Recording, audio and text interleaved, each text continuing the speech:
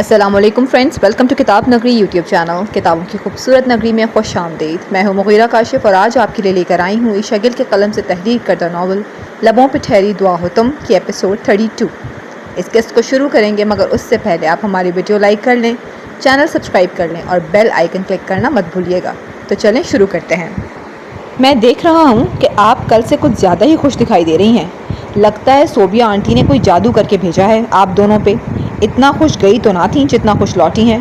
نکھرا نکھرا سا حارث کف کوہنیوں تک موڑتا لاؤنج سے نکل کر لان میں آیا تو انوشی اور زرین کو کسی کے متعلق مسکرا کر بار کرتا دیکھ شوخی سے گویا ہوا، خوش تو ہم ہیں مگر شاید وہ وجہ جان کر تم ہرگز خوش نہیں ہوگے، بلکہ الٹا اپنا موڈ ضرور خراب کرو گے، اس لیے اس بات کو رہنے ہی دو۔ زرین نے فی الحال وجہ بتانے سے گریز کیا۔ وہ لوگ شام کی چائے پینے بیٹھے تھے، لوازمات سے میز سجی ہوئی تھی۔ حارث کچھ دیر قبل ہی ہاسپٹل سے آیا تھا۔ زرین نے کھانے کا پوچھا تو منع کر دیا اور چائے سے پیٹ بھرنے کا سوچا۔ ایسی بھی کیا وجہ ہے جو آپ کے لیے خوشی اور میرے لیے غصے کا باعث ہے؟ اب تو اسے اور بھی اشتیاق ہوا جاننے کا۔ وہ کرسی کھینچ کر زرین کے قریب بیٹھ گیا جو کہ سربراہی کرسی پہ براجمان تھی۔ میرا خیال ہے امی جان آپ وہ وجہ بتا ہی دیں۔ انوشیا کو شاید جلدی تھی وجہ اس کے سامنے کھول دینے کی۔ پتہ نہیں تمہیں اس کا، میں ذرا سا بولوں گی تو بنا کچھ کھائے پیے ہی دو سنا کر چلا جائے گا۔ زرین کی باتیں اب اسے الجھا رہی تھیں کہ ایسی بھی کیا بات ہے؟ میں بھلا کیوں آپ کو کچھ سنانے لگا؟ آپ بتائیں تو صحیح کہ آخر ایسی بھی کیا بات ہے جو مجھے بتانے سے گریز کیا جا رہا ہے مگر خود اکیلے اکیلے خوش ہوا جا رہا ہے؟ اس نے شکوہ آمیز لہجے میں استفسار کیا۔ میں بتاتی ہوں۔ انوشی تو اس بارے میں بات کرنے کو بے چین تھی۔ تو بھائی کرو پھر بتانا شروع۔ وہ دونوں بازو میز پہ ٹکائے اس کی طرف متوجہ ہوا۔ زرین نے تو چپی اختیار کر لی۔ دراصل بات یہ ہے کہ ہم نے تمہارے لیے ایک لڑکی پسند کی ہے۔ لڑکی بہت خوبصورت اور بہت اچھی ہے حارث جو کہ انوشی کی پہلی بات پہ اسے ٹوکنے ہی والا تھا کہ وہ جلدی سے اس کی تعریفوں میں رتب الساں ہوئی۔ دنیا میں بہت سی لڑکیاں ہیں جو خوبصورت بھی ہیں اور بہت اچھی بھی، یہ کوئی انوکھی بات تو نہیں جس پہ تم اتنا خوش ہو رہی ہو۔ وہ اس بات کو سرسری انداز میں اپنا کر اڑا گیا۔ اوف حارث، میں سنجیدہ ہوں، بہتر ہے تم بھی سنجیدہ ہو کر میری بات سنو۔ انوشی جھنجھلا کر بولی۔ تم ابھی سے چڑ اٹھی جبکہ میں تو نہ جانے کتنی ہی لڑکیوں کو لے کر اس کے ساتھ مغز ماری کر چکی ہوں مگر ہمیشہ ہر بات کو یوں ہی غیر سنجیدگی میں لپیٹ دیا کرتا ہے۔ زرین خفاسی بولی۔ مگر میں اسے اب اتنے اہم ٹاپک کو نظر انداز نہیں کرنے دوں گی، میری بات بنا مجھے ٹوکے سنو۔ انوشی تیوری میں بل لیے زرین سے کہنے کے بعد حارث سے یوں مخاطب ہوئی جیسے حارث نہیں بلکہ وہ اس سے بڑی ہو۔ اوکے میڈم، جو آپ کا حکم، اب فرمائیے۔ سننے میں کیا حرج تھا، جب اسے کرنی اپنی مرضی ہی تھی تب ہی بنا موڈ بگاڑے بولا۔ اچھا تو پھر سنو۔ صوبیہ خالہ کی جو چھوٹی بیٹی ہے نا دانین، ہم نے اسے پسند کیا ہے تمہارے لیے۔ قسم سے اتنی، آپ لوگ وہاں شادی دیکھنے گئے تھے یا میرے لیے لڑکی؟ وہ دانستہ اسے ٹوکتا غیر متانت سے بولا۔ حارث، میں نے کہا تھا نا بنا ٹوکے پہلے میری بات تو سن لو۔ وہ منہ پھلائے بولی۔ اچھا بابا سن رہا ہوں، اب بولو۔ اس نے دونوں ہاتھ اٹھا کر گویا اسے مزید منہ پھلانے سے روکا۔ دانین بہت فرینڈلی نیچر کی لڑکی ہے، تھوڑی لاؤبالی سی ہے مگر دل کی صاف اور سب سے محبت کرنے والی۔ 25 سال کی شوخ و چنچل لڑکی ہے اور سچ کہوں تو ہمارے اس خاموشیوں سے لپٹے گھر کو دانین جیسی لڑکی کی ہی ضرورت ہے جو اپنی کھلکھلاہٹوں سے اس گھر کے سناٹے توڑ ڈالے اور تم جیسے روکھے انسان کو بھی اپنے جیسا ہر دم مسکراتا انسان بنا دے۔ بھلے 9 سال کا فرق ہے مگر یہ معمولی ہے، اس فرق کو لے کر کبھی بھی تم دونوں کی انڈرسٹینڈنگ میں کوئی مشکل نہیں آئے گی۔ میرا یقین کرو وہ بہت خوبصورت ہے حارث، تم اسے دیکھو گے تو دیکھتے ہی رہ جاؤ گے۔ وہ دانین کے متعلق تفصیلاً اس انداز سے بتاتی تعریفوں کے پل باندھتی گئی کہ حارث انٹرسٹ لینے پہ مجبور ہو جائے۔ ہو گیا ختم دانین نامہ؟ تم نے سنایا اور میں نے بنا ٹوکے سن لیا، تو کیا اب کچھ کھانے پینے کی اجازت ہے؟ بھائی بہت بھوک لگ رہی ہے مجھے تو۔ مگر اس کی صحت پہ ذرا اثر نہ ہوا، الٹا وہ اپنے پرسکون اور بیگانے انداز سے انوشا کو تیش دلا گیا۔ بھاڑ میں گئی تمہاری بھوک، یہاں میں اتنی اہم بات کر رہی ہوں اور تمہارے کانوں پہ جوں تک نہیں رینگی۔ وہ چائے کا مگ اٹھا کر واپس پٹکتی بولی۔ جوں رینگنے دے گا تو رینگے گی نا، یہ ہماری کسی بات کو سنجیدہ لینا ہی نہیں چاہتا انوشے، اس سے بحث بیکار ہے۔ زرین تو بس تعصف ہی کر سکتی تھیں۔ کیا آپ دونوں میں سے کسی کو یاد ہے کہ میرے دل پہ گزری قیامت کو کتنے روز گزرے ہیں، یا پھر میں یاد کرواؤں؟ وہ اب کے سنجیدہ ہوا تھا مگر دانین کو لے کر ہرگز نہیں۔ بھلے زیادہ دن نہیں گزرے لیکن آخر کب تک اس کے کھونے کا سوگ مناتے رہو گے؟ مجھے تو جب معلوم ہوا تو میں تبھی تمہیں سمجھانا چاہ رہی تھی مگر امی جان نے تب روک دیا۔ دیکھو حارث، آج نہیں تو کل کسی نہ کسی کا ہاتھ تو تمہیں تھامنا ہی پڑے گا۔ اتنا وقت لینے کے بعد بھی کل کو جب کہیں نہ کہیں کسک باقی رہ ہی جانی ہے تو بہتر نہیں کہ اس وقت کو سوچوں اور تنہائی میں برباد نہ کیا جائے۔ ابھی سے کسی سے ناطہ جوڑ لیا جائے تاکہ سوچوں کا رخ اس کے سمت مڑ جائے، کیونکہ اس کو اپنانے میں بھی تو تمہیں وقت درکار ہی ہوگا۔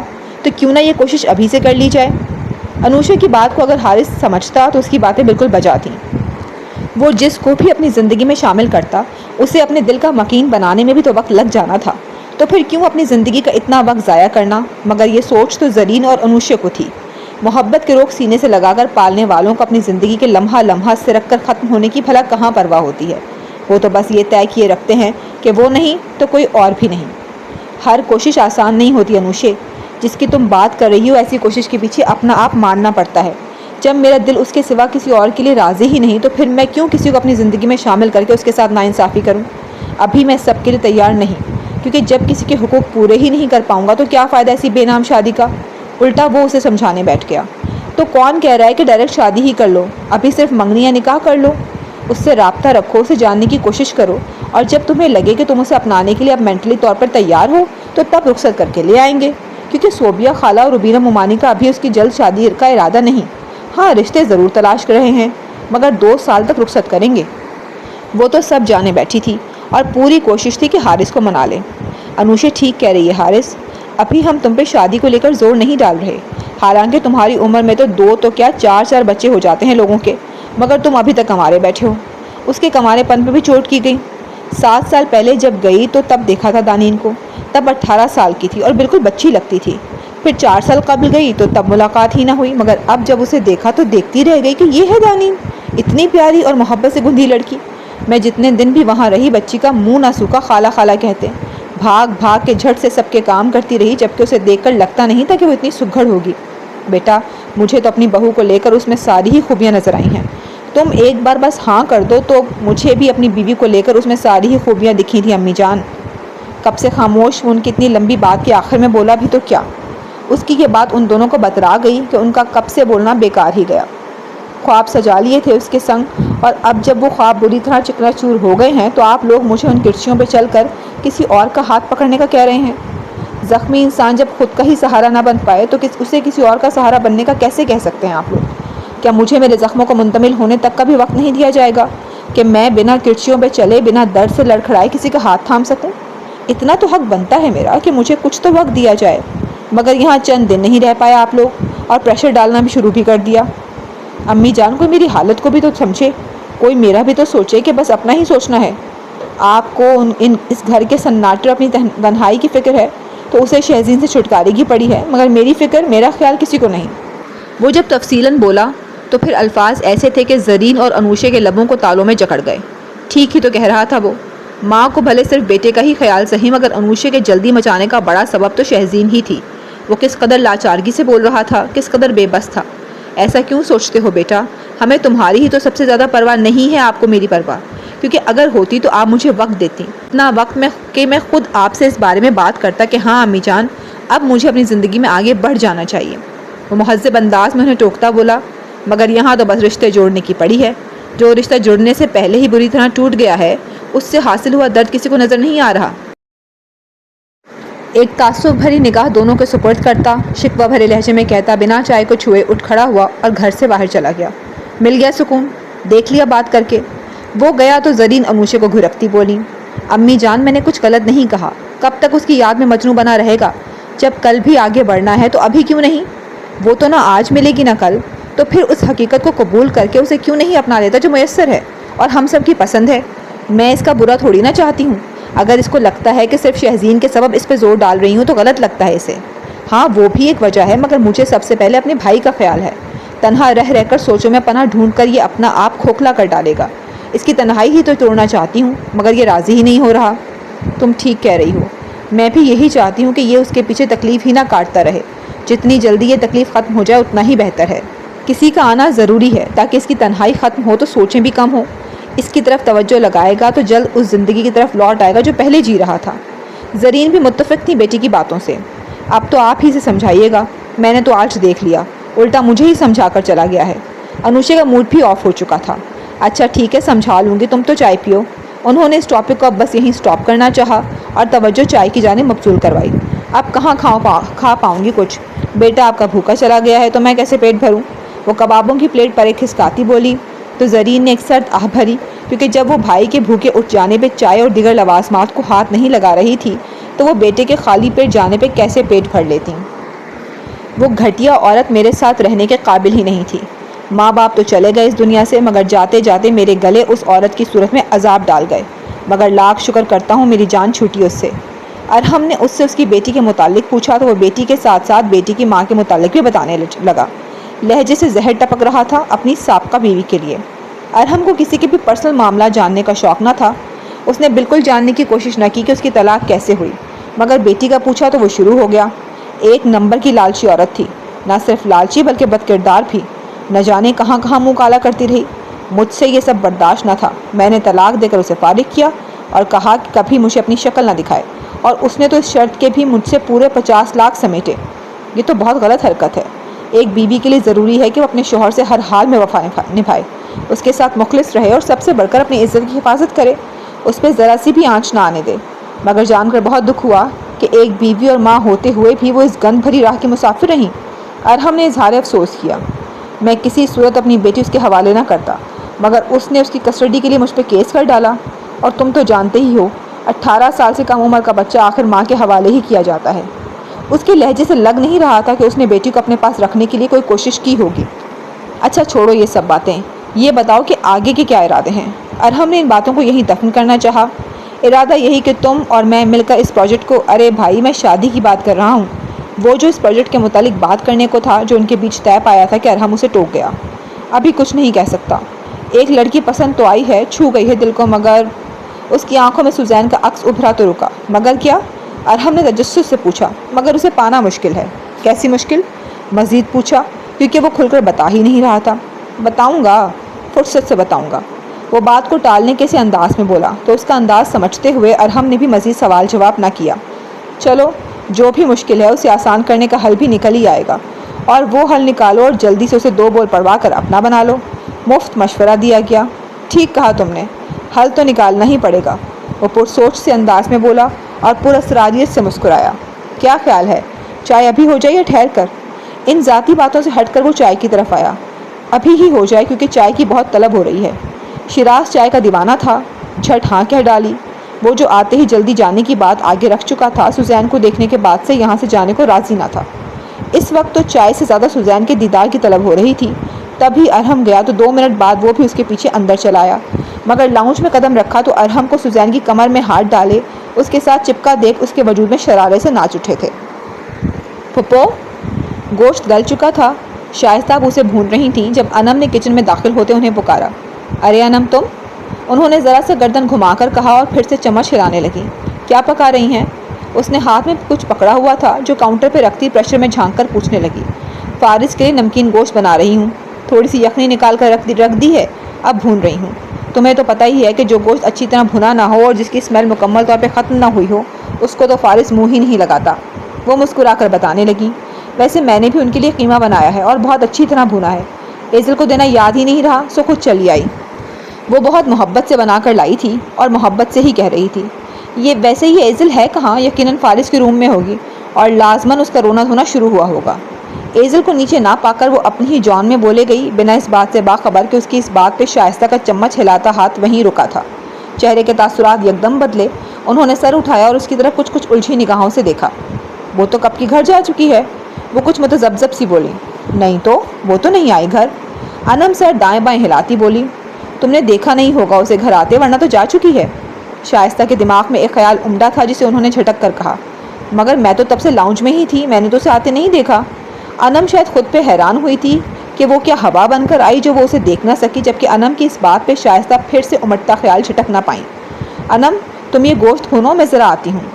شائستہ یوں بولی جیسے ایک دم سے کوئی بہت ضروری کام یاد آ گیا ہو، اور پھر اسے گوشت بھوننے پہ لگا کر تیز تیز قدم اٹھاتی زینے چڑھنے لگیں۔ جناب چائے کا آرڈر آیا ہے، لاؤنج میں کھڑی سوزین کو دیکھ اس کی طرف آتے ہوئے ارحم نے کہا۔ میں ابھی بنواتی ہوں۔ آرڈر سنتے ہی وہ کچن کی طرف بڑھنے لگی جب ارحم نے اس کی کلائی پکڑ کر اسے روکا۔ اب اتنی بھی کیا جلدی ہے، پہلے مجھے تمہیں جی بھر کر دیکھ تو لینے دو۔ وہ شوخی سے گویا ہوا اور اب کہ اس کی کمر میں ہاتھ ڈال کر اسے مزید خود سے قریب کیا، اور تبھی شیراز جو اندر داخل ہونے کو تھا دہلیز پہ ہی تھم گیا۔ یہ جی تو آپ کا کبھی نہیں بھرنے والا۔ وہ جانتی تھی کہ اگر وہ جی بھر کر دیکھنے لگا تو پھر لمحوں منٹوں تو کیا گھنٹوں تک کا حساب پار رہے۔ تو اسے بھرنا بھی کون چاہتا ہے جانے من، ویسے آج قاتل لگ رہی ہو۔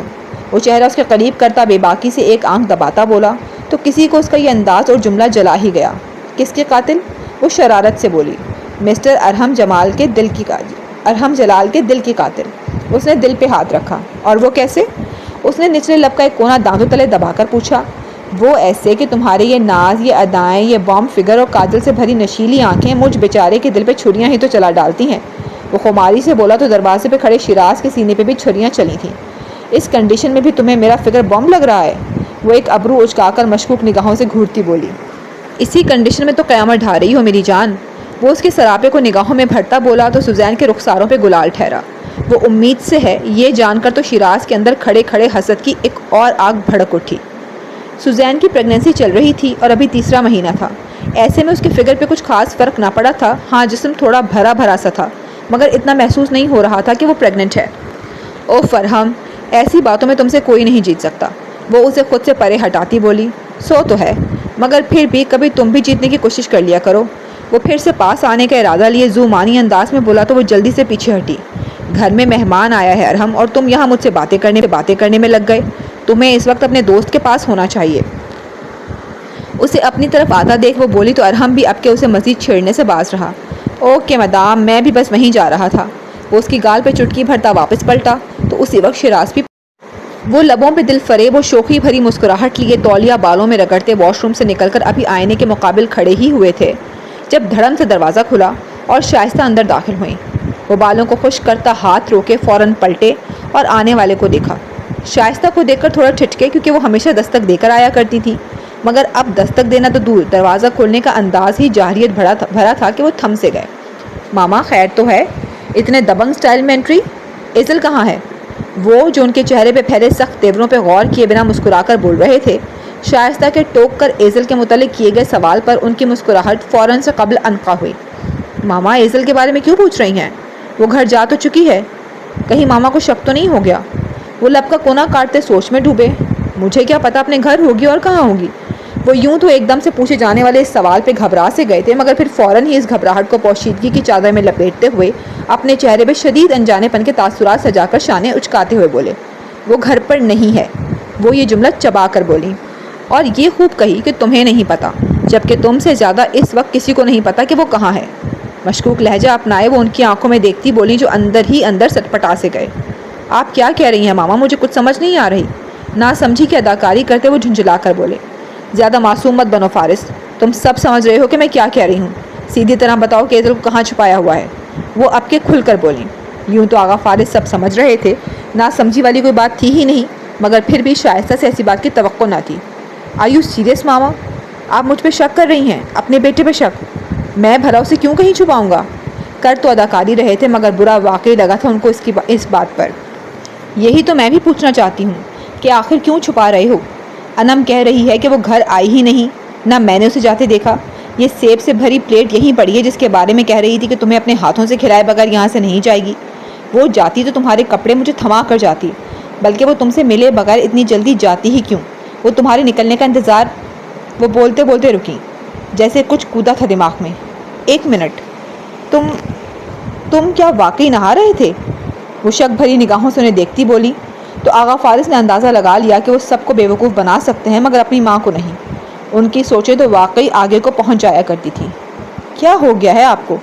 کیا مجھے دیکھ کر آپ کو یہ لگ رہا ہے کہ میں سر جھاڑ منہ پھاڑ باہر نکل آیا ہوں؟ ماما، اس وقت 3 سال کا بچہ بھی مجھے دیکھ کر بتا سکتا ہے کہ میں نہا کر نکلا ہوں، اور یہ بات تو میں آپ کو اپنے منہ سے بتانا پسند کروں گا کہ اکیلا ہی نکلا ہوں۔ وہ میرے ساتھ نہیں تھی، نہ ہے۔ پلیز بولنے سے پہلے سوچ تو لیا کریں کہ آپ مجھ سے کس قسم کے سوال کر رہی ہیں۔ وہ مجھے کچھ کھلائے بغیر چلی گئی، کپڑے کیوں نہیں لے کر گئی مجھے نہیں پتا، مجھے بس اتنا پتا ہے کہ میں نے اسے نہیں دیکھا، میں اس سے نہیں ملا، دیٹس اٹ۔ اشتعال سے بولتے وہ تولیہ زور سے بیڈ پہ پٹک کر رخ پھیر گئے۔ وہ غصہ کر رہے تھے، مگر یہ غصہ بھی زبردستی لایا گیا ہے یہ وہی جانتے تھے۔ شائستہ کا شک صرف شک ہی ہوتا تو وہ واقعی اس وقت بھڑک اٹھتے اور ان کا اشتعال دیکھنے والا ہوتا۔ وہ ہرگز یہ الزام خود پہ برداشت نہ کرتے، مگر اب چونکہ ایزل واقعی ان کے ساتھ ہی تھی تو انہیں یہ برداشت کرنا پڑا۔ ان کے غصے اور قطعی انداز پہ شائستہ کچھ ڈھیلی پڑی۔ اور آپ ابھی تک وہاں کیوں کھڑی ہیں؟ شک ہے نا آپ کو کہ میں نے اسے یہیں کہیں چھپا رکھا ہے؟ تو پھر چلیں تلاشی شروع کر دیں۔ آپ میرے کمرے کی، بلکہ یوں کریں وارڈروب کھول کر بھی دیکھ لیں، ہو سکتا ہے آپ کو وہ کپڑوں کے عقب میں مل جائے۔ وہ تلخی سے بولے تو شائستہ ساری سختی اور شبہات بھلائے بولی، مگر پھر انم نام مت لیں اپنی اس لاڈلی کا جس پہ آپ کو اپنے بیٹے سے زیادہ یقین ہے، جس کی ایک بات سن کر آپ مجھ پہ الزام لگانے چلی آئیں۔ وہ بے مہری سے ٹوک کر بولے۔ انم تو اس وقت انہیں زہر لگ رہی تھی جس نے آ کر وہ شک کھڑا کر دیا تھا جس سے وہ پہلے بچ نکلے تھے۔ آپ کی اس لاڈلی کی آنکھیں ہو چکی ہیں خراب، اسے کہیں کہ پہلے اپنی آنکھوں کا کسی اچھے ڈاکٹر سے علاج کروائے اور پھر دیکھے کہ گھر کا کون سا فرد موجود ہے اور کون غیر موجود۔ ان کا جی چاہا جا کر انم کی گردن مروڑ ڈالیں۔ اچھا ٹھیک ہے، بس کرو، مان لیا وہ یہاں نہیں ہے، یا تو گھر ہی ہوگی یا کہیں چلی گئی ہوگی، مگر تم انم پہ بھڑاس نکالنا بند کرو۔ میں دیکھ رہی ہوں کہ آج کل تمہارا رویہ اس کے ساتھ بہت برا ہوتا جا رہا ہے۔ گو کہ شائستہ نے اس خواہ کے شک پہ اپنے آپ کو ملامت کیا تھا مگر ان پہ اس شرمندگی کو ظاہر نہ کیا۔ واہ ماما واہ، پہلے آپ نے اپنے بیٹے پہ شک کیا، پھر الزام لگایا اور پھر پہلی بار میں یقین بھی نہ کیا، یعنی اتنا سا بول دینے کے بعد اب جا کر کتنے آرام سے کہہ دیا کہ چلو مان لیا۔ کیا آپ کے نزدیک مجھے تکلیف دینا کوئی بڑی بات نہیں؟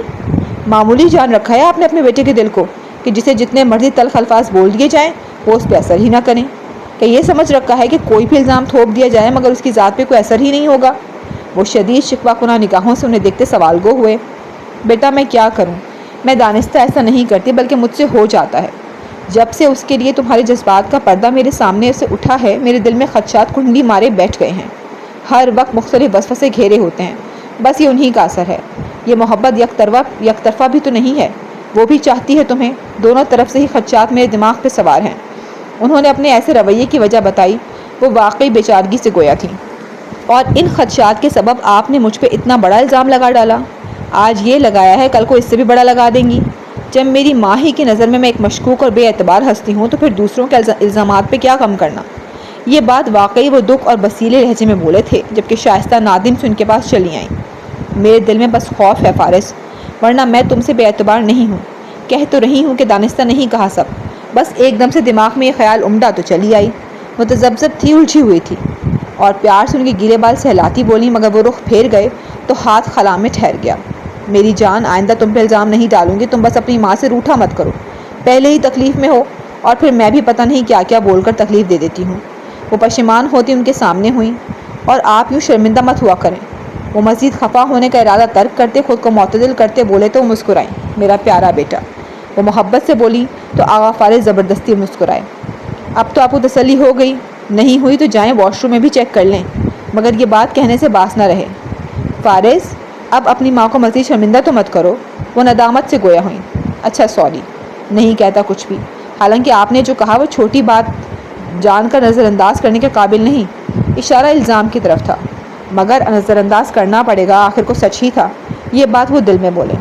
ہاں تھا تو صحیح، وہ خود پہ افسوس کرتی بولی ہولے سے بڑبڑائیں۔ خیر، میں نیچے جا رہی ہوں، تم یہ سیب لازمی کھا لینا، تمہاری لاڈلی نے کاٹے تھے تمہارے لیے۔ انہوں نے بیڈ پہ رکھی پلیٹ کی جانب اشارہ کرتے ہوئے کہا اور دروازے کی جانب چل پڑیں۔ ہاں تو وہی کاٹے گی نا، آخر کو اسے پرواہ جو ہے میری، آپ کی لاڈلی کو کہاں کسی کی خدمت کا خیال، اسے تو بس فساد پھیلانے کی فکر ہے۔ ان کے جاتے جاتے وہ انم کو لے کر پھر سے طنز کر گئے، اسے سوچ کر ہی انہیں غصہ آ رہا تھا۔ وہ تمہارے لیے اپنے ہاتھوں سے قیمہ بنا کر لائی ہے، اور کون سا فساد فارس؟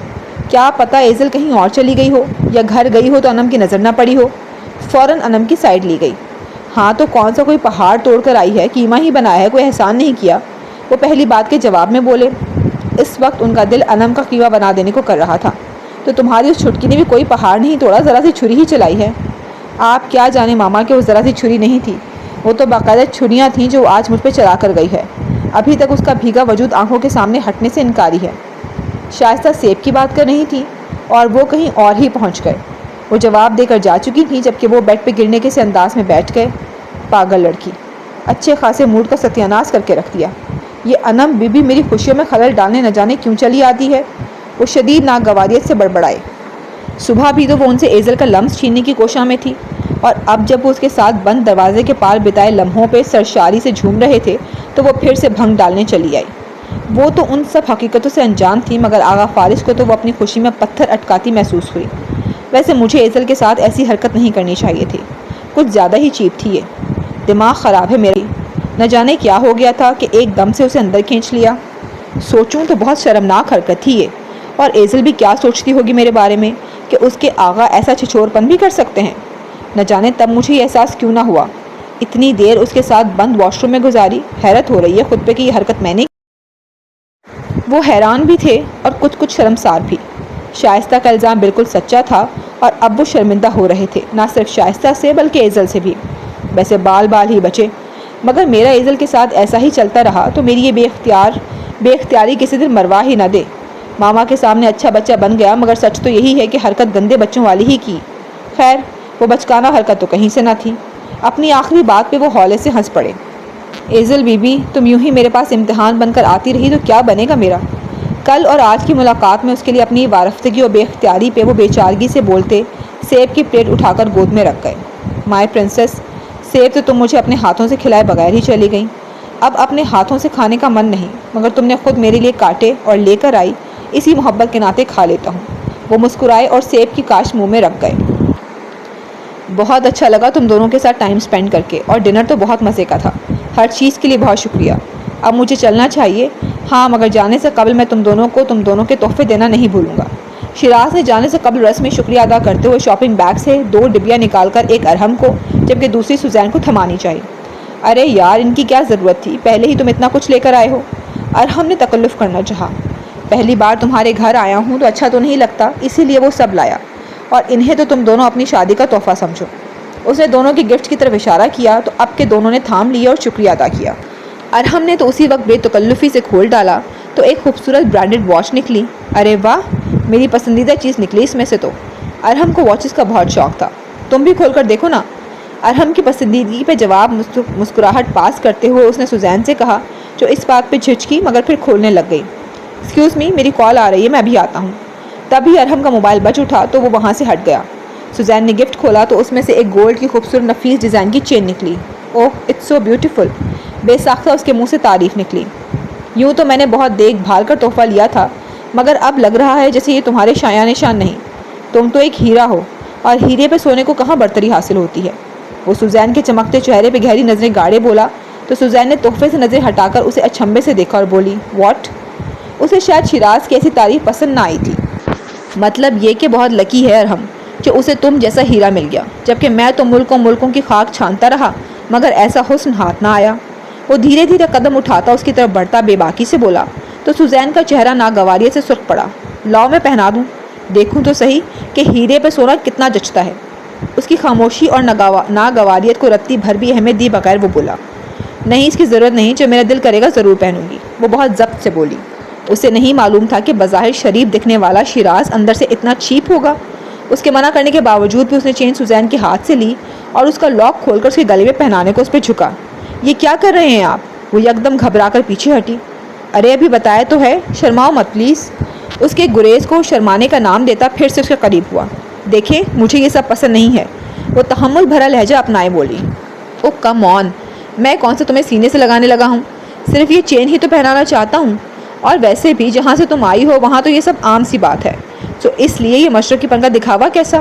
وہ چھچور پن سے بولا تو سوزین نے غصے سے مٹھیاں بھینچی۔ میں کہاں سے آئی ہوں اس سے فرق نہیں پڑتا، میں کہاں اور کس کے ساتھ کس حیثیت سے رہ رہی ہوں اس سے فرق پڑتا ہے۔ امید ہے یہ بات آپ کی سمجھ میں آ گئی ہوگی۔ سارا تحمل پرے رکھتی وہ تڑک کر بولی، یہ تو صحیح کہا تم نے، تم ارحم کے ساتھ اس کی بیوی کی حیثیت سے رہ رہی ہو اس سے واقعی فرق پڑتا ہے، مگر صرف مجھے۔ پر ڈونٹ وری، یہ حیثیت بھی میں جلد بدل ڈالوں گا۔ وہ دل ہی دل میں گویا ہوا، ہاں سمجھ گیا، مگر یہ چین تو میں تمہیں اب بھی پہنانا چاہوں گا۔ ڈھٹائی سے کہتا وہ پھر سے اس کے قریب ہوا۔ اس سے قبل کہ سوزین پیچھے ہٹتی یا اسے پیچھے کرتی، ارحم کال سے فارغ ہوتا لاؤنج میں چلا آیا۔ اس کی آہٹ پا کر شیراز خود ہی پیچھے ہٹ گیا اور چین اس کے ہاتھوں میں تھما دی۔ سوری یار، کال تھوڑی لمبی ہو گئی، دراصل۔ ارحم اس سے معذرت کرتا اسے کسی بزنس کال کے متعلق بتانے لگا، جبکہ ان کی باتوں کے دوران سوزین غیر محسوس طریقے سے ان کے بیچ سے ہٹ گئی اور کمرے میں آ کر چین کو زور سے ڈریسنگ پہ پٹکا۔ او مائی God, ارحم's friend is so impertinent، اور شدید ناگواریت سے بڑبڑائی۔ میں تو اسے بہت شریف زیادہ سمجھ رہی تھی، مگر اس کی باتیں اور حرکتیں تو دیکھو، بدتمیز کہیں کا۔ غصے سے چین کو گھورتی وہ دھڑم سے بیڈ پر بیٹھ گئی۔ یہ تو طے تھا کہ وہ اسے الوداع کہنے کسی صورت نہیں جانے والی تھی۔ التمش کل سے حسرت سے موبائل کو تکے جا رہا تھا، بار بار موبائل چیک کرتا کہ ہو سکتا ہے اس نے کوئی کال کی ہو، کوئی میسج کیا ہو۔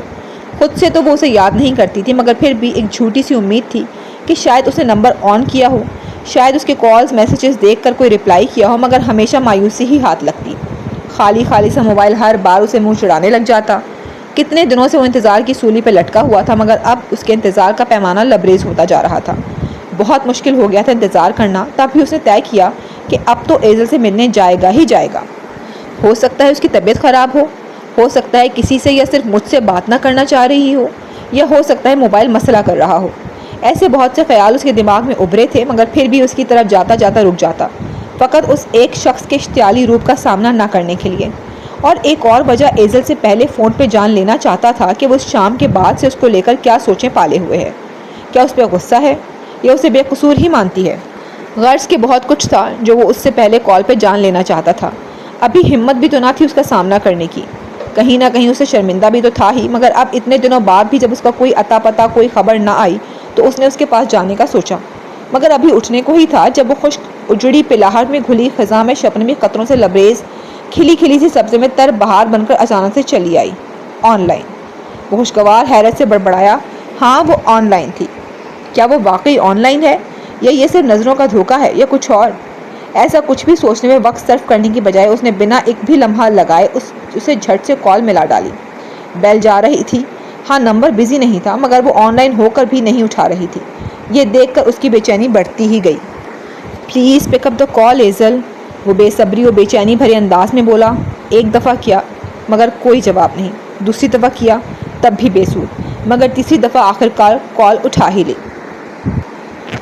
مدام ڈنر کے لیے کیا بناؤں؟ وہ جو برسوں پیچھے کے سفر کو نکلی ہوئی تھی، دروازے پہ ہوتی دستک پہ اس کی گاڑی یکدم سے حال کی طرف مڑی۔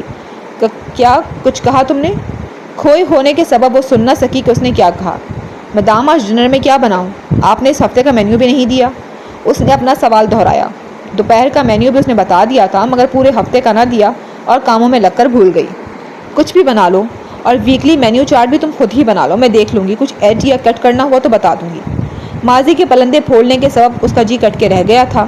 آنکھوں کے کٹورے آزردگی سے بھر چکے تھے، چند موتی ٹوٹ کر کاغذ کو تر کر چکے تھے اور دھیرے دھیرے اس میں جذب ہو کر نقش چھوڑ رہے تھے۔ اوکے مدام۔ وہ سر ہلاتی واپس پلٹ گئی تو سوزین نے واپس کاغذ پہ نظریں گاڑی۔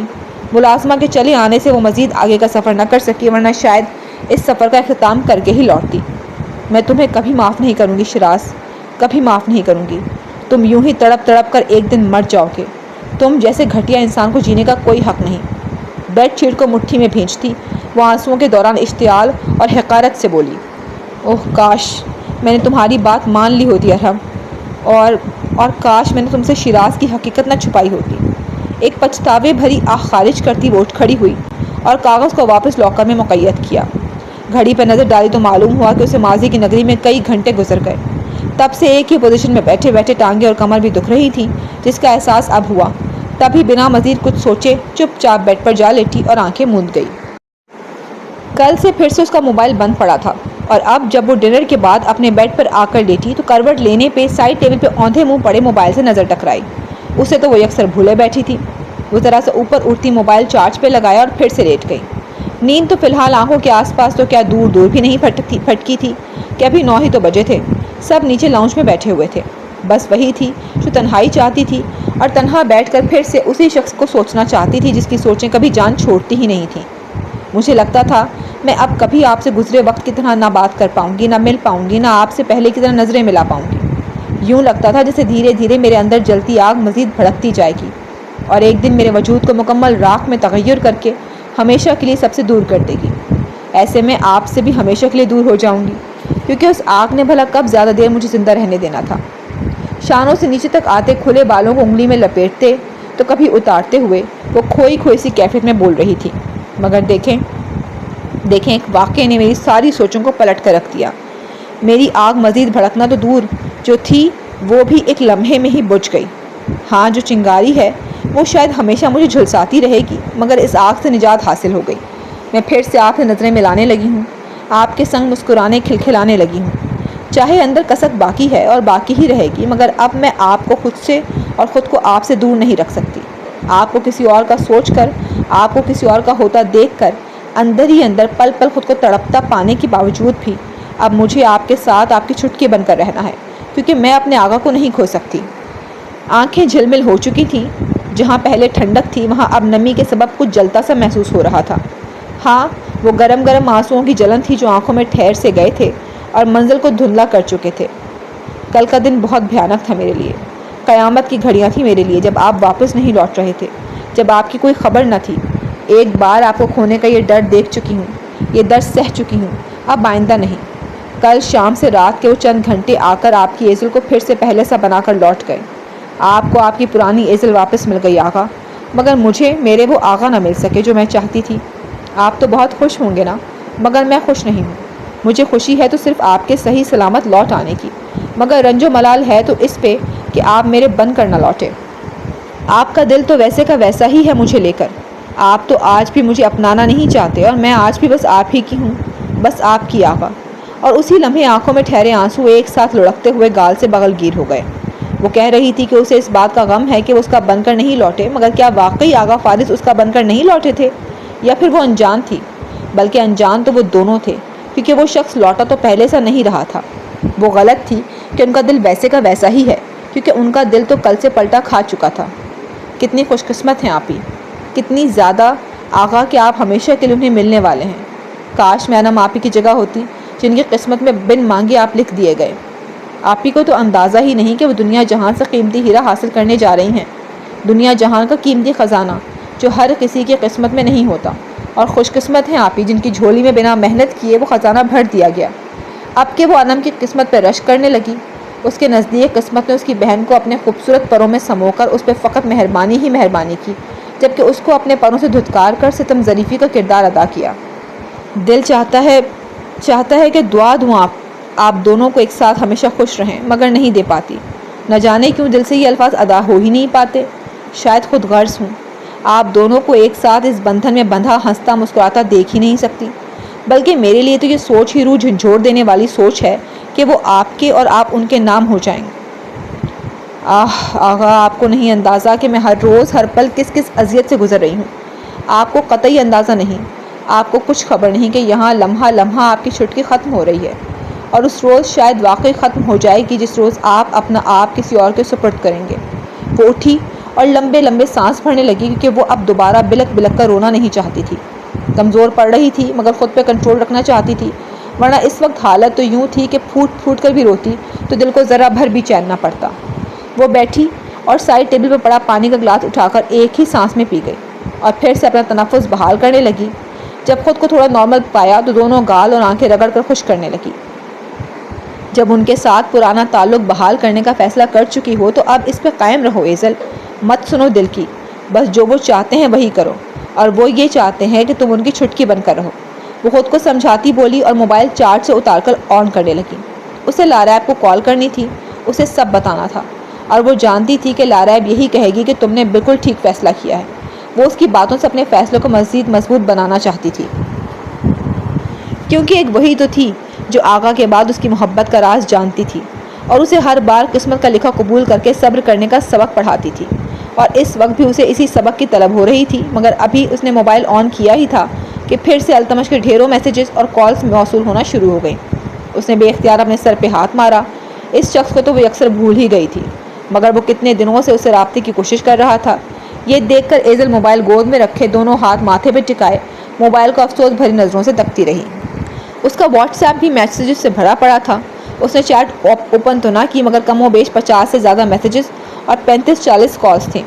وہ اس سے بات کرنے کو کتنا بے صبرا ہو رہا ہے یہ ایزل کو اس کے ڈھیروں ڈھیر میسیجز اور کالز دیکھ کر اندازہ ہو رہا تھا، مگر وہ اس سے بات کیسے کرتی؟ اس کے پاس تو اس سے بات کرنے کو کچھ تھا ہی نہیں۔ وہ جو خود کو ڈپٹ رہی تھی کہ مت سنو دل کی، وہی کرو جو آغا چاہتے ہیں، اور آغا چاہتے ہیں کہ وہ بس اس کی چھٹکی بن کر رہے، مگر وہ غلط تھی۔ وہ یہ تو بھول ہی گئی کہ آغا سب سے زیادہ یہ چاہتے ہیں کہ وہ صرف اور صرف ان کی دوست بن کر رہے، ان کے علاوہ کسی بھی اور مرد سے دوستی نہ رکھے، خاص کر التمش سے۔ تو کیا وہ یہ کر پائے گی؟ ہاں، اسے کرنا پڑے گا۔ ابھی وہ سوچ ہی رہی تھی کہ التمش کی کال آنا شروع ہو گئی۔ وہ پہلے ہی اسکرین پر نظریں ٹکائے ہوئے تھی، نہ بھی دیکھ رہی ہوتی تو دیکھے بغیر بھی جان جاتی کہ بند نمبر پہ 50-100 بار کالز کرنے والا کیسے ممکن ہے کہ نمبر آن ہوتے ہی خاموشی اختیار کر جائے۔ وہ کال کر رہا تھا اور وہ لب بستہ بیٹھی بس دیکھتی ہی رہی۔ ایک بار اگنور کیا، دوسری بار بھی بے حس بن گئی، مگر تیسری بار میں ایک سرد آہ بھر کر کال اٹھا گئی، مگر صرف یہ سوچ کر کہ یہاں نظر انداز کر دے گی تو اگر وہ اس کے روبرو چلایا تب کیسے کر پائے گی؟ وہ روبرو آیا تو وہ کچھ کہہ بھی نہ پائے گی، اس لیے بہتر ہے کہ جو کہنا ہے کال پہ ہی کہہ ڈالے۔ اوہ تھینک گاڈ ایزل، تم نے میری کال پک تو کی۔ اس کے کال اٹھاتے ہی وہ واقعی شکرانے بھرے انداز میں بولا، مگر ایزل خاموش رہی۔ یار تم کہاں غائب تھی اتنے دنوں سے؟ تمہارا نمبر بھی بن جا رہا تھا۔ جانتی ہو کتنی کالز کی ہیں میں نے، کتنا مس کیا تمہیں۔ اتنے دنوں سے کس انتظار میں لٹکا ہوا تھا، کچھ خبر بھی ہے تمہیں؟ وہ گلے شکوے جو اسے نہیں کرنے تھے اب نہ چاہتے ہوئے بھی ایک ایک کر کے زبان پہ آنے لگے۔ میں بھاگا بھاگا تم سے ملنے چلا آتا، مگر ایک مجبوری کو وجہ بنا کر رکا رہا۔ مگر دیکھو تم نے اس مجبوری کو مزید بڑھا دیا کہ نہ کوئی کال اٹھائی، نہ کسی میسج کا جواب دیا، حالانکہ تم تو کل آن لائن آئی بھی تھیں۔ وہ جو اسے ٹہل ٹہل کر کال ملا رہا تھا، اس کے کال اٹھانے پہ تب کا دھڑم سے گرتا صوفے پہ بیٹھ چکا تھا۔ تم ایسا کیوں کر رہی ہو ایزل؟ کیا تم میرے سبب اپنا نمبر آن نہیں کرتی؟ کیا مجھ سے ناراض ہو، غصہ ہو، مجھ سے بات نہیں کرنا چاہتی؟ اوہ ایزل کچھ تو بولو۔ وہ سوال پہ سوال کیے جا رہا تھا مگر وہ لب بستہ رہی۔ آخر اس کی خاموشی سے تنگ آ کر وہ آخر میں کچھ لاچارگی سے چلا اٹھا تو ایزل نے ایک طویل سانس بھر کر گویا خود کو بولنے کے لیے تیار کیا اور پھر بول ہی پڑی۔ کیوں مس کر رہے تھے مجھے؟ کیوں کالز کر رہے تھے مجھے؟ کیا میں نے کہا تھا مجھے مس کرنے کو؟ کیا میں نے کہا تھا مجھے کالز کرنے کو؟ کیا میں نے کہا تھا انتظار کی سولی پہ لٹکنے کو؟ وہ بولی تو اپنا لہجہ دانے سا تلخ کر گئی۔ ایزل؟ اس کے منہ سے حیرت میں لپٹے ٹوٹے پھوٹے لفظ نکلے۔ اس کی آواز میں صرف حیرت ہی نہیں تھی بلکہ درد بھی تھا، مگر ایزل کو یہ درد اگنور کرنا تھا۔ ایسا کیوں؟ میں جانتا ہوں، سمجھ گیا ہوں کہ مجھ سے ناراض ہو، مگر اتنا زیادہ ناراض ہوگی مجھے قطعی اندازہ نہیں تھا۔ وہ اب تک حیران تھا۔ ایزل میں جان کر تمہیں تکلیف نہیں دینا چاہتا تھا، وہ تو بس مجھ سے نادانی ہو گئی، لاپرواہی ہو گئی۔ میں قسم سے بالکل نہیں جانتا تھا کہ تمہارے ساتھ ایسا حادثہ پیش آ جائے گا۔ دیکھو ایزل میں جس ماحول میں پلا بڑا ہوں اس نے مجھے ایسی بہت سی لاپرواہیاں سکھائی ہیں، کیونکہ وہاں ان لاپرواہیوں سے کوئی نقصان نہیں اٹھانا پڑتا، مگر یہ پاکستان ہے، یہاں یہ لاپرواہیاں بہت بڑی سزا بن جاتی ہیں، مجھے سمجھنا چاہیے تھا۔ وہ خود کو بھی ملامت کرتا گیا۔ پاکستان ہو یا کوئی بھی ملک التمش، عورت کی عزت اتنی ہی ویلیو رکھتی ہے۔ بات الگ الگ ملکوں یا شہروں کی نہیں ہے، بات عزت کی ہے۔ جگہ سے فرق نہیں پڑتا، اس کے لٹ جانے سے فرق پڑتا ہے۔ بولتے بولتے وہ بھیانک وحشی درندہ پھر سے یاد آ گیا تو روح کانپ کر رہ گئی اس کی۔ اس دہلا دینے والے حادثے کے تمام مناظر یاد آئے تو پورے وجود میں سنسنی سی دوڑ گئی۔ بے اختیار اس کے وجود نے جھرجھری لی۔ تمہیں کیسے بتاؤں ایزل کہ جہاں میں رہا ہوں وہاں لڑکیوں کو اپنی عزت کی ویلیو کا کوئی نالج نہیں، کوئی قدر نہیں ہے۔ وہ مجھے اپنا آپ پیش کرتی رہی اور میں سجی سجائی تھالی پہ ٹوٹ پڑتا رہا، مگر تمہاری عزت مجھے بہت پیاری ہے۔ میں اپنی غلطی پہ شرمندہ ہوں، تمہیں واپس پانا چاہتا ہوں۔ وہ لب بھینچے سوچ کر رہ گیا۔ ایزل میں جانتا ہوں مجھ سے غلطی ہوئی ہے اور وہ غلطی ایک بھیانک روپ اختیار کر گئی، مگر خدارا میں کب جانتا تھا کہ ایسا ہو جائے گا۔ مجھے یہاں آئے کچھ عرصہ ہی ہوا ہے، میں بہت زیادہ انجان ہوں یہاں کے طور طریقوں سے، یہاں کے حالات سے مکمل آگاہی ہرگز نہیں ہے مجھے۔ میں یہاں بھی اسی آزادی کے ساتھ جیتا ہوں، گھومتا پھرتا ہوں جیسے وہاں، مگر مجھے خیال کرنا چاہیے تھا کہ میں اکیلا تو یہ سب کر سکتا ہوں، مگر جب کوئی لڑکی میرے ساتھ ہو تو مجھے اپنی اس فطرت کو تھوڑا دبا لینا چاہیے، اپنے اندر ذمہ داری کے احساس کو بھرپور بیداری دینی چاہیے جو کہ میں نہ دے سکا۔ وہ اپنی لاپرواہیوں کا سبب بتا رہا تھا۔ وہ یہاں پلا بڑا ہی نہیں تھا، وہ تو شروع سے مست ماحول میں جیتا آیا تھا، اپنے ساتھ گھومتی پھرتی لڑکیوں کی کبھی کوئی ذمہ داری نہ لی، یہاں تک کہ رانیہ کو بھی آزاد چھوڑے رکھا ہے کہ اگر اس کے ساتھ گھومتی پھرتی کہیں اور نکل گئی ہے تو کوئی پرواہ نہیں، جہاں بھی جائے، مگر وہ جگہ الگ تھی، یہ جگہ الگ۔ وہ ایک آزاد ملک تھا، مگر یہاں جگہ جگہ زبردستی کرنے والے ناکے لگائے بیٹھے تھے۔ ایزل میں بہت نادم ہوں اپنی اس لاپرواہی پہ، پلیز مجھے معاف کر دو اور مجھے میری دوست واپس لوٹا دو، ختم کر دو یہ ناراضگی، بس اب اور نہیں ایزل، اتنے دنوں کی سزا کافی تھی میرے لیے، اب تو اسے ختم کر دو یا کم از کم تھوڑی رعایت ہی کر دو نا ایزل پلیز۔ وہ جس انداز سے بولا ایزل کا دل پسیج گیا، بلکہ دل تو پہلے ہی نرم تھا، وہ اسے معاف بھلا کیا کرتی جب اس سے ناراض تھی ہی نہیں۔ نہیں التمش، آپ مجھ سے معافی مت مانگیں، معافی تو مجھے مانگنی چاہیے آپ سے اور اپنی ذات سے۔ غلطی پر تو میں بھی تھی، آپ نے مجھے نہیں روکا تو میں نے کون سے احتیاط کر لی تھی، میں عقل سے کام لیتی تو اس سب کی نوبت ہی نہ آتی۔ آئی ایم سوری کہ میری وجہ سے آپ کو آغا سے اتنا کچھ سننا پڑا، اور وہ تھپڑ بھول جاؤ ایزل، سب بھول جاؤ، تم نے مجھے معاف کر دیا، تم اب مجھ سے ناراض نہیں ہو، بس میرے لیے یہ بات یہیں ختم ہو جاتی ہے۔ تمہیں کسی قسم کی معافی مانگنے یا شرمندہ ہونے کی ضرورت نہیں ہے۔ جیسے ہی اسے معافی ملی وہ فوراً اسے ٹوک گیا۔ مگر میں شرمندہ ہوں، اور اس روز کی معافی اگر نہیں چاہیے آپ کو تو میں آنے والے سبھی دنوں کی پہلے سے ہی معافی مانگ لینا چاہتی ہوں۔ اس کا تھوڑی دیر کے لیے شرمندگی سے لبریز نرم لہجہ جو ابھرا تھا وہ اب پھر سے انقا ہو گیا۔ آنے والے دنوں کی؟ میں سمجھا نہیں۔ اس نے نہ سمجھی بھرے تاثرات لیے استفسار کیا۔ آپ نے کہا کہ مجھے معاف کر دو۔ یوں تو ناراض نہیں تھی مگر پھر بھی چلے معاف کیا آپ کو۔ اور آپ نے یہ بھی کہا کہ مجھے میری دوست لوٹا دو، مگر افسوس کے ساتھ کہنا چاہتی ہوں التمش کہ اب آپ کو آپ کی یہ دوست دوبارہ کبھی نہیں ملے گی۔ میں آپ سے اپنی دوستی مزید برقرار نہیں رکھ پاؤں گی۔ کہنا مشکل تھا مگر کہہ گئی، تکلیف دینا مشکل تھا مگر وہ دے گئی۔ کیا کہا؟ تم مجھ سے دوستی ختم کر رہی ہو؟ Y ایزل Y? وہ ایک دم سے صوفے سے اٹھ کھڑا ہوا۔ اسے لگا بے ڈھنگا سا مذاق ہوا ہے اس کے ساتھ، وہ کیوں کرنے لگی ایسا؟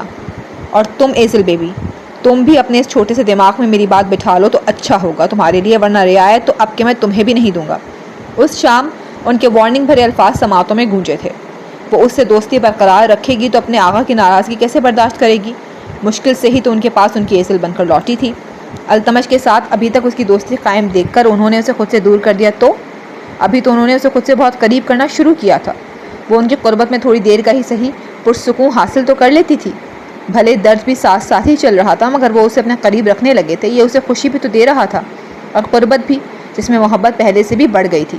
مگر اس سب کے بعد وہ اگر پھر سے اسے اس دہلیز پہ چھوڑ گئے جہاں وہ پہلے بھی ان کی دوری پہ سسکتی رہتی تھی تو کیا ہوگا؟ کیا وہ سہ پائے گی اب ان کی دوری؟ نہیں۔ ایک جواب تھا جو اس کے دل نے دیا، ہاں، وہ اب ان سے دور نہیں جانا چاہتی تھی، نہ انہیں خود سے دور کرنا چاہتی تھی۔ یہ ساری سوچیں ایک ایک کر کے اس کے آگے سوال بن کر کھڑی ہوئیں تو اسے آقا کو چن کر التمش کو نہ کرنی ہی پڑی، کیونکہ مجھے لگتا ہے کہ ہمارے لیے یہی بہتر ہے۔ بہت ضبط خود پہ باندھے وہ بولی، نہیں ایزل، ہمارے لیے یہ بہتر نہیں ہے۔ ارے میں نے ہمارے لیے بہت بہتر سوچ رکھا ہے، تم مجھ سے ملو، بس ایک بار ملو کہیں باہر جہاں ہم سکون سے بات کر سکیں۔ مجھے تمہیں بہت کچھ بتانا ہے، جو میرے دل نے جمع کر رکھا ہے وہ سب تمہارے سامنے بے پردہ کرنا چاہتا ہوں۔ ایک بار میرا تم سے ملنا بہت ضروری ہے ایزل۔ کیا سوچا تھا اس نے کہ ایزل سے بات کر کے کتنے دنوں سے دل پہ پڑا بوجھ ہٹ جائے گا، وہ اسے ملنے کا کہے گا اور وہ مان جائے گی، مگر ساری سوچیں الٹی ہو گئیں۔ وہ ملنا تو دور، اسے دوستی تک توڑنے کی بات کر رہی تھی۔ اس کی باتیں التمش کو بہت تکلیف پہنچا رہی تھیں۔ میں مجھ سے ملنے کے آپ کے سارے راستے بند کر رہی ہوں التمش، نہ آپ یہاں آئیں، اور اگر آئیں تو مجھ سے اجنبی بن کر ملیں۔ اگر کہیں اور ملاقات ہو جائے تو سراسر نظر انداز کرتے ہیں۔ آج سے ہم ایک دوسرے کے لیے دو اجنبی ٹھہرے۔ ہمارے بیچ جو دوستی کا تعلق تھا وہ آج سے ختم، اور جو ایک نیا تعلق اٹھا ہے وہ ہمیشہ رہے گا، یعنی کہ فقط اجنبیت کا۔ سنگ دلی کا پتھر خود پہ رکھ کر وہ بمشکل اپنے آنسوؤں پہ کنٹرول کرتی بولی، جو ابل ابل کر گرنے کو بے چین تھے۔ بالآخر اس نے کال کٹ کی اور ابلنے کو بے چین آنسوؤں کو راستہ فراہم کر گئی۔ نو نو نو، نیور، ایسا کبھی نہیں ہو سکتا ایزل، تم میرے ساتھ ایسا نہیں کر سکتی یار۔ ایک دم سے اتنا خاص اور خوبصورت رشتہ توڑ کر میرے منہ پہ کیسے مار۔ Hello hello Aizal. وہ ہیلو ہیلو کرتا رہ گیا مگر وہ کال کٹ کر گئی۔ What the hell? اس نے ٹوں ٹوں کرتے موبائل کو زور سے سامنے دے مارا تو وہ بیڈ سے ٹکرا کر فرش پہ جا گرا۔ چلتا چلتا بند ہو چکا تھا، اسکرین بلینک ہو چکی تھی، مگر بچت ہو گئی تھی، وہ صحیح سلامت تھا، مگر اس وقت اسے موبائل کی رتی بھر پرواہ نہ تھی۔ How can you break this relation with me? How Aizal? وہ جلے پیر کی بلی بنے ننگے پیر کمرے میں ٹھنڈے فرش پہ یہاں سے وہاں چکر کاٹنے لگا۔ ایک دم سے دوستی توڑ دی؟ مجھ سے کوئی ناراضگی، کوئی گلہ نہ ہونے کے باوجود بھی؟ کیوں؟ کیا اس شخص کے پیچھے جس کے لیے میرے دل میں نفرتوں کا انبار پیدا ہوتا جا رہا ہے؟ ہاں، یقیناً اسی شخص کے پیچھے۔ تم اس آدمی کے لیے میری مخلصی، میری چاہت، میری پرواہ کو کیسے بھول سکتی ہو؟ میری طرف دوستی کا ہاتھ بڑھا کر کیسے واپس کھینچ سکتی ہو؟ کیسے کر سکتی ہو میرے ساتھ ایسا؟ تم نہیں کر سکتی، سنا تم نے؟ تم ایسا نہیں کر سکتی۔ اس وقت وہ اپنے حواسوں میں معلوم نہیں ہو رہا تھا، بس ہسٹیریائی انداز میں یہاں سے وہاں چکر کاٹتا، سوال پہ سوال کیے جا رہا تھا کہ کیسے کر سکتی ہو، کیوں کر سکتی ہو؟ نہیں، تم ایسا نہیں کر سکتی۔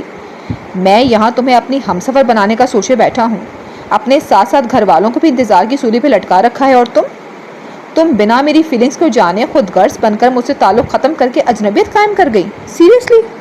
وہ دھپ سے بیڈ پہ بیٹھا اور بیڈ شیٹ کو سختی سے مٹھیوں میں دبوچ گیا۔ تم ایسے مجھ پہ تم تک پہنچنے کا ہر در بستہ نہیں کر سکتی۔ تمہیں مجھ سے بات کرنی ہوگی، مجھ سے ملنا ہوگا، اور اگر تم نہیں ملو گی تو میں خود چلاؤں گا تم سے ملنے۔ آج پہلی بار اس لڑکی پہ اسے رہ رہ کر طیش آ رہا تھا، جس کی ہر بات پہ وہ مسکرایا ہنس دیا کرتا تھا، جس کے ساتھ سے اسے خوشی اور آواز سے راحت ملتی تھی۔ آج اسی کی باتوں نے اسے نیم پاگل سا کر چھوڑا تھا۔ وہ ایسا ہی تھا، جب بھی کچھ اپنی منشا کے مطابق نہ ہوتا تو اس کا جنونی پن ٹپکنے لگتا تھا۔ اندر چھپا دوسرا التمش باہر نکل آتا تھا اور باہر والا اندر جا سوتا تھا۔ وہ پاگل سا ہو جاتا تھا، اور ابھی بھی اس کی حالت ایسی ہی تھی۔ وہ مکمل طور پہ حواسوں میں نہیں تھا، اتنے دنوں سے پاگلوں کی طرح جس لڑکی سے رابطے کے لیے مر رہا تھا، آج اس سے رابطہ ہوا تو اس کی ہتھیلی پہ کانٹے چن دیے گئے۔ اس کی آواز، اس کی باتوں اور لب و لہجے نے اس کے کانوں میں سیسا گھول دیا گیا۔ وہ یکدم اٹھا اور وارڈروب کی ایک خفیہ دراز سے ایک ڈبیا نکال اس پہ چلایا۔ ساتھ لائٹر بھی موجود تھا۔ کچھ ہی لمحوں بعد فضا میں ایک عجیب سی بدبو اور دھواں اٹھنے لگا۔ ایک کے بعد ایک کر کے وہ ڈبیا ہلکی ہوتی ہوتی آخر میں خالی ہو گئی، مگر اس شخص کے اندر کا اشتعال و بے چینی پھر بھی اپنی جگہ ٹکی رہی۔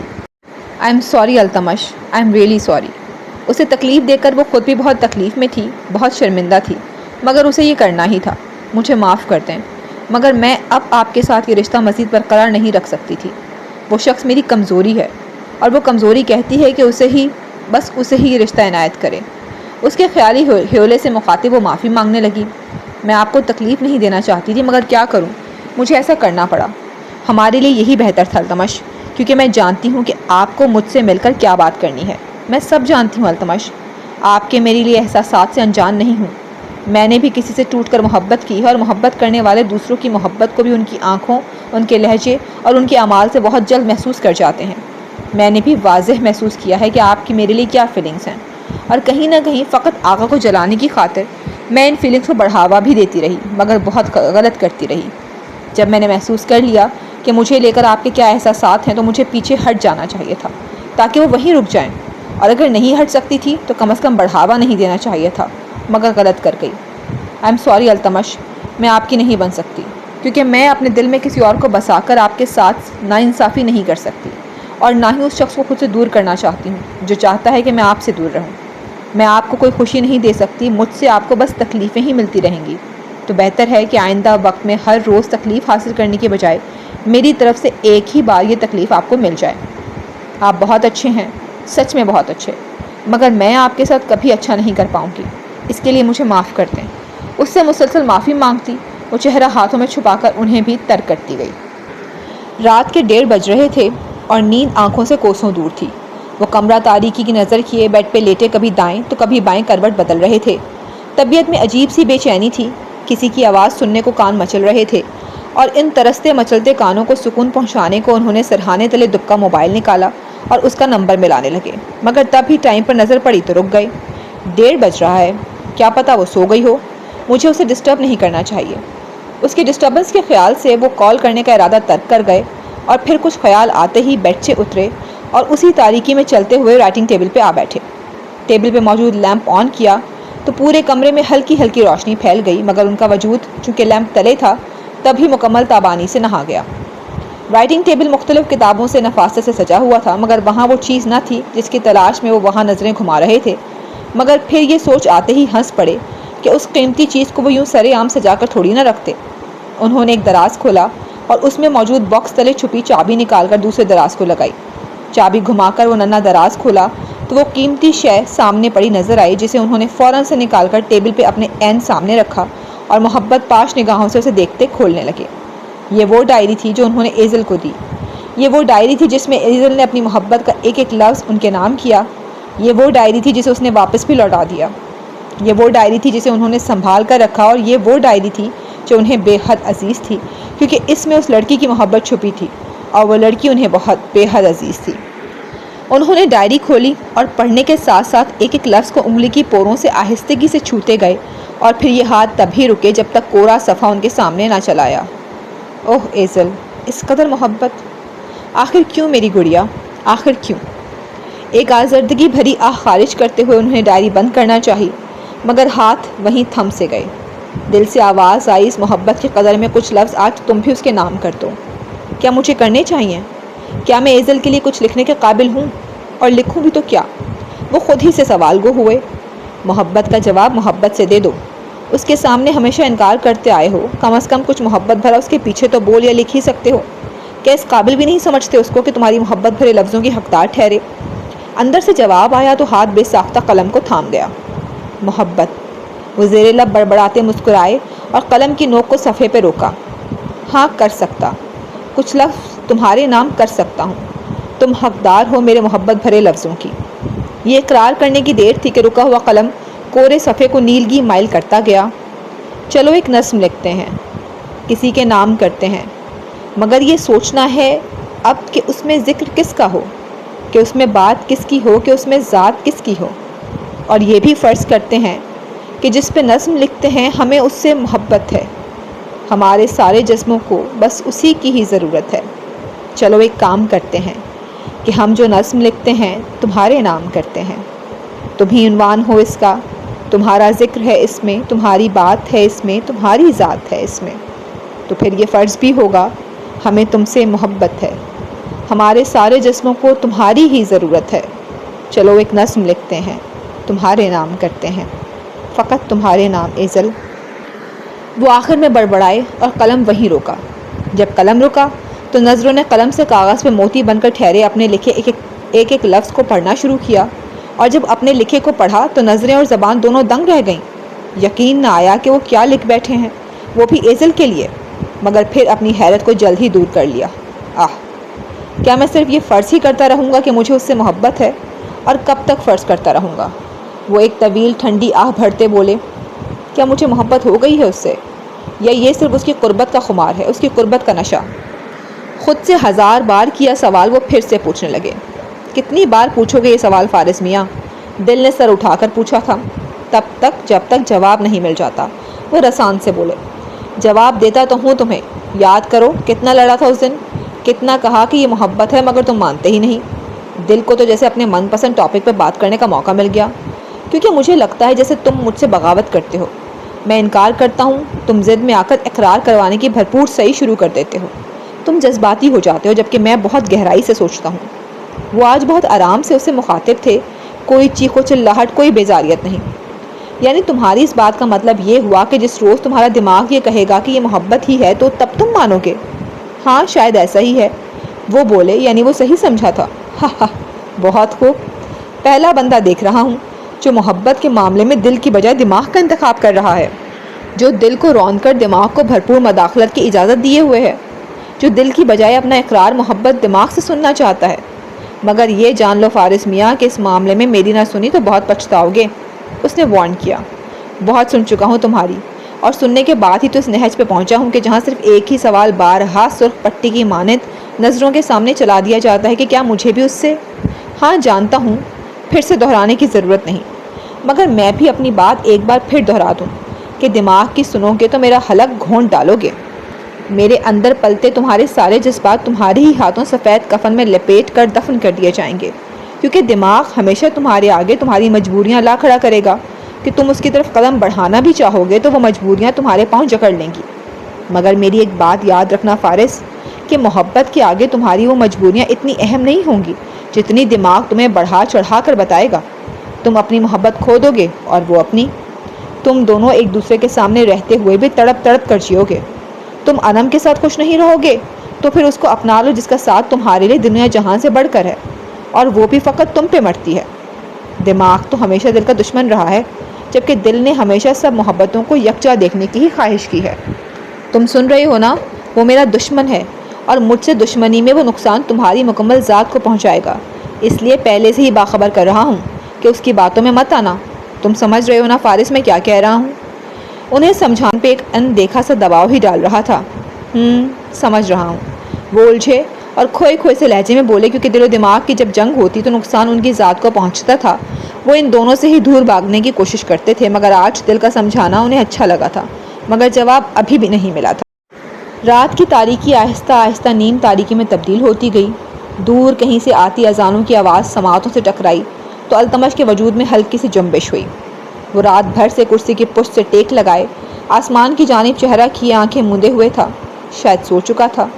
ہاں گھنٹہ بھر قبل اس کی آنکھ لگی تھی، اس کی ٹیرس بجھے ہوئے سگریٹ کے ڈھیر کی نظر ہو چکی تھی۔ پچھلے کئی گھنٹوں سے وہ ایک کے بعد ایک سگریٹ پھونک رہا تھا، اور جب 2 ڈبیاں ختم ہو گئیں تو تھک کر آنکھیں موند گیا، اور اب اذانوں کی آواز سے اس کی آنکھوں کے پپوٹوں میں جنبش سی ہوئی۔ اس نے دھیرے سے آنکھیں کھولی، اپنے اطراف دیکھا اور اٹھنا چاہا، مگر یکدم اٹھنے پہ سر بری طرح چکرایا تو واپس بیٹھتا چلا گیا، اور پھر اٹھنے کا ارادہ ترک کر گیا۔ دل شدید بے سکونی کی نظر ہو چکا تھا۔ ایک بار بھی خیال نہ آیا کہ دور سے اٹھتی ان پکاروں پہ عمل کرنے چل پڑے اور دل کو کچھ سکون میسر آئے۔ غفلت میں ڈوبا وہ ڈوبا ہی رہ گیا اور پھر سے آنکھیں موند گیا۔ وہ دستک دیتی کمرے میں چلی آئی اور دروازہ بند کرنے کے بعد وہیں دروازے سے ٹیک لگائے کھڑی ہو گئی، اور وارڈروب کے پاس کھڑے اپنی شرٹ سے الجھتے آغا فارس کو دیکھنے لگی۔ ماما، شرٹ پہنانے میں میری تھوڑی ہیلپ کروا دیں۔ وہ چونکہ اس کی جانب پیٹھ کیے کھڑے تھے تو اسے دیکھ نہ سکے۔ انہیں لگا کہ شائستہ ہیں، کیونکہ ہمیشہ وہی دستک دے کر بنا اجازت کے انتظار کیے اندر چلی آتی تھیں۔ ان کی مدد والی بات پہ اس نے شرارت بھری نگاہوں سے ان کی برہنہ پشت کو دیکھا اور پھر ان کی طرف چلی آئی اور عقب میں کھڑے ہو کر ان کی مدد کروانے لگی۔ وہ ایک بازو پہن چکے تھے جب دوسرے کو پہنانے میں ایزل مدد کر رہی تھی۔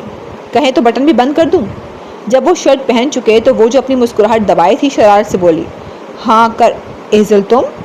وہ جو جلدی میں اجازت نامہ دینے کو تھے اس کی آواز پہ یکدم چونک کر پلٹے اور تحیر سے اسے دیکھا۔ ہاں میں۔ وہ شرارتی نگاہیں لیے سینے پہ بازو باندھتی بولی تو جواباً آغا فارس نے اسے گھورا۔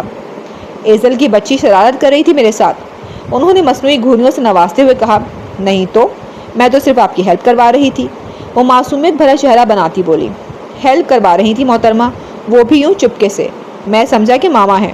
انہوں نے اس کے سر پہ ایک چپت لگائی۔ لگتا ہے کل والی سزا بھول گئی جو آج پھر سے میری ماں بننے چلی تھی۔ آج پھر نہ سبق سکھا دوں تمہیں؟ وہ معنی خیز لہجے میں بولتے اس کی طرف بڑھے تو وہ بدک کر پیچھے ہوئی۔ میں تو مذاق کر رہی تھی نا، اور کچھ گھبرا کر بولی کہ معلوم نہ تھا وہ اب کون سی سزا دے بیٹھے۔ کل کے مذاق کا نتیجہ بھول گئی کیا میڈم؟ وہ ایک ابرو اچکا کر بولے۔ ہاں بھول گئی، وہ برجستگی سے بولی۔ اچھا ایسی بات ہے تو چلو تمہیں اچھی طرح یاد کروا دوں۔ اس سے قبل کہ وہ بھاگ کھڑی ہوتی انہوں نے اچک کر اسے پکڑ لیا اور واش روم کی طرف بڑھے ہی تھے کہ وہ منتوں ترلوں پہ اتری۔ آغا سوری نا، اب نہیں کروں گی ایسا مذاق۔ بہتری اسی میں تھی کہ معافی مانگ لیتی ورنہ پھر سے بھیگنا پڑ جاتا۔ ہاں مگر دل تو چلا چلا کر کہہ رہا تھا کہ چلو ایزل اسی بہانے پھر سے اس شخص کی بھی بھیگی قربت نصیب ہو جائے گی، مگر اس نے ڈپٹ کر دل کی زبان پہ تالے چڑھا دیے۔ کل کی سزا بے حد خوبصورت تھی، مگر جو اسے بے ایمان کر دے، اسے اس کے ارادے سے ہٹا دے، ایسی سزاؤں سے اسے دور رہنا تھا۔ وہ جتنی سزا بھگت رہی تھی محبت کی، اتنی بہت تھی۔ آغا فارس بھی اب اس کے ساتھ ایسی کوئی بھی حرکت نہیں کرنا چاہتے تھے۔ پہلے ہی کل کی حرکت پہ اندر ہی اندر خود کو 100 بار ڈپٹ چکے تھے۔ اس وقت تو بس اس کو دانستہ تنگ کر رہے تھے۔ ہاں تم تو ڈر ہی گئی، میں بھی مذاق ہی کر رہا تھا۔ میں بھلا اپنی چھٹکی کی شرارتوں سے کیوں پریشانی غصہ ہونے لگا؟ انفیکٹ میں بہت خوش ہوں کہ مجھے میری پرنسس واپس مل گئی۔ وہ اس کے سیب جیسے پھولے گال مروڑتے بولے۔ مگر مجھے میرا پرنس نہ مل سکتا، بن چاہے کسی اور شہزادی کے تخت پہ بٹھا دیا گیا۔ وہ بے ساختگی سے بول گئی، ورنہ ایسی کوئی بھی بات ان کے سامنے نہیں کرنا چاہتی تھی۔ کتنا ادھورا پن تھا اس کے لہجے میں، اس کی آنکھوں میں، کہ آغا فارس کا دل کٹ کر رہ گیا۔ جی چاہا اپنی محبت سے ان خالی آنکھوں کو بھر دیں۔ یہ پرنس تمہارا ہی ہے اور تم اس کی پرنسس ہو ایزل، صرف اسی کی پرنسس ہو۔ تمہارے علاوہ یہ کسی کو اپنی پرنسس نہیں مانتا۔ اسے یہ یقین دلانا تو بنتا ہی تھا کہ ان کی پرنسس انم نہیں بلکہ وہ ہے، ہمیشہ سے بس وہی ہے، تبھی اس کا چہرہ آنکھوں میں بھرتے چاشنی میں لپٹے لہجے میں بولے تھے۔ مگر اپنی پرنسس کے تخت پہ برجمان ہونے سے تو آپ نے بے دردی سے انکار کر دیا، ٹھوکر مار کر اس کے تخت کو دھتکار دیا۔ آغا بہت روکنے کے باوجود بھی شکوہ زبان پہ آ ہی گیا۔ اس شکوے پہ وہ چند ثانیے نظریں بدل گئے۔ آپ نظریں مت بدلیں آغا، ہم بات ہی بدل لیتے ہیں۔ ایزل نے ان کی بدلی نظروں کو واپس اپنے اوپر اٹھانے کے لیے ان کا چہرہ اپنی طرف موڑ لیا۔ ناشتہ نہیں کیا نا آپ نے؟ میں نے بھی نہیں کیا، چلیں آئیں مل کر ناشتہ کرتے ہیں۔ وہ ایزل کے یوں چہرہ موڑنے پہ کچھ نہال سے ہو گئے، مگر اندر سے رنجیدہ بھی تھے کہ کیسے خود کو سنبھال رکھا ہے اس لڑکی نے، ورنہ آنکھیں تو یہ بتلا رہی تھی کہ ابھی ٹوٹ جائے گی یہ لڑکی۔ ویسے کیا ہی اچھا ہوتا اگر آج آپ اپنی ہنی بنی کے ہاتھوں کا لذیذ ناشتہ کرنے کو مل جاتا۔ وہ اتنی جلدی نیچے نہیں جانا چاہتے تھے، جی چاہ رہا تھا کہ اس سے ابھی بہت سی باتیں کریں، مگر نیچے شائستہ کے سامنے شاید دونوں ہی ایزی محسوس نہ کرتے۔ ارے تو آپ پہلے بتاتے نا، میں بنا کر لے آتی۔ آپ بھی نہ آغا، مگر کوئی بات نہیں، کل میں اپنے ہاتھوں سے اچھا سا ناشتہ نہیں بلکہ لنچ بنا کر لاؤں گی۔ کیا بناؤں؟ ہاں یخنی پلاؤ ٹھیک رہے گا۔ وہ فر بولنے لگی۔ یخنی پلاؤ؟ مگر انہوں نے برا سا منہ بنایا۔ کیوں کیا ہوا، آپ کو نہیں کھانا؟ اس نے ان کا بیزار چہرہ دیکھ کر فوری پوچھا۔ تمہارے ہاتھوں کا بنا تو زہر بھی شوق سے کھا لوں ایزل۔ وہ اپنی ہی سوچ پہ مسکرا گئے۔ لائف میں کبھی کیا ہو نہ ہو، مگر اب تمہاری طرح چٹپٹا کھانے کا بہت دل کر رہا ہے، قسم سے ایک ہی دن میں بس ہو گئی میری تو۔ وہ واقعی لاچارگی بھری صورت بناتے ہوئے بولے۔ ایزل تو بہت شوق سے چٹپٹی چیزیں کھاتی تھی، مگر وہ ان سے دور ہی رہتے تھے۔ آپ کو کیا بتاؤں کہ میرے تو اب سارے شوق ہی مر چکے ہیں۔ اب چیز چٹپٹی ہو یا حد درجہ بد ذائقہ، کوئی فرق نہیں پڑتا۔ چہرے پہ پھر سے پشمردگی در آئی تھی جسے ہٹاتی بولی۔ بہت ہی افسوس کے ساتھ، مگر جناب ابھی آپ کو ایسی چیزیں کھانا تو دور، دیکھنا بھی دور، انفیکٹ سوچنا تک منع ہے۔ ابھی کچھ دن آپ کو بس پرہیزی کھانا ہی کھانا پڑے گا، اوکے؟ وہ مدام بنتی بولی تو وہ ہنس پڑے۔ بڑی سخت کیئر ٹیکر ہو بھائی تم تو۔ کیا کیئر ٹیکر؟ میں آپ کو کیئر ٹیکر لگ رہی ہوں؟ وہ دونوں ہاتھ پسلیوں پہ ٹکائے مصنوعی استجاب دکھاتی بولی۔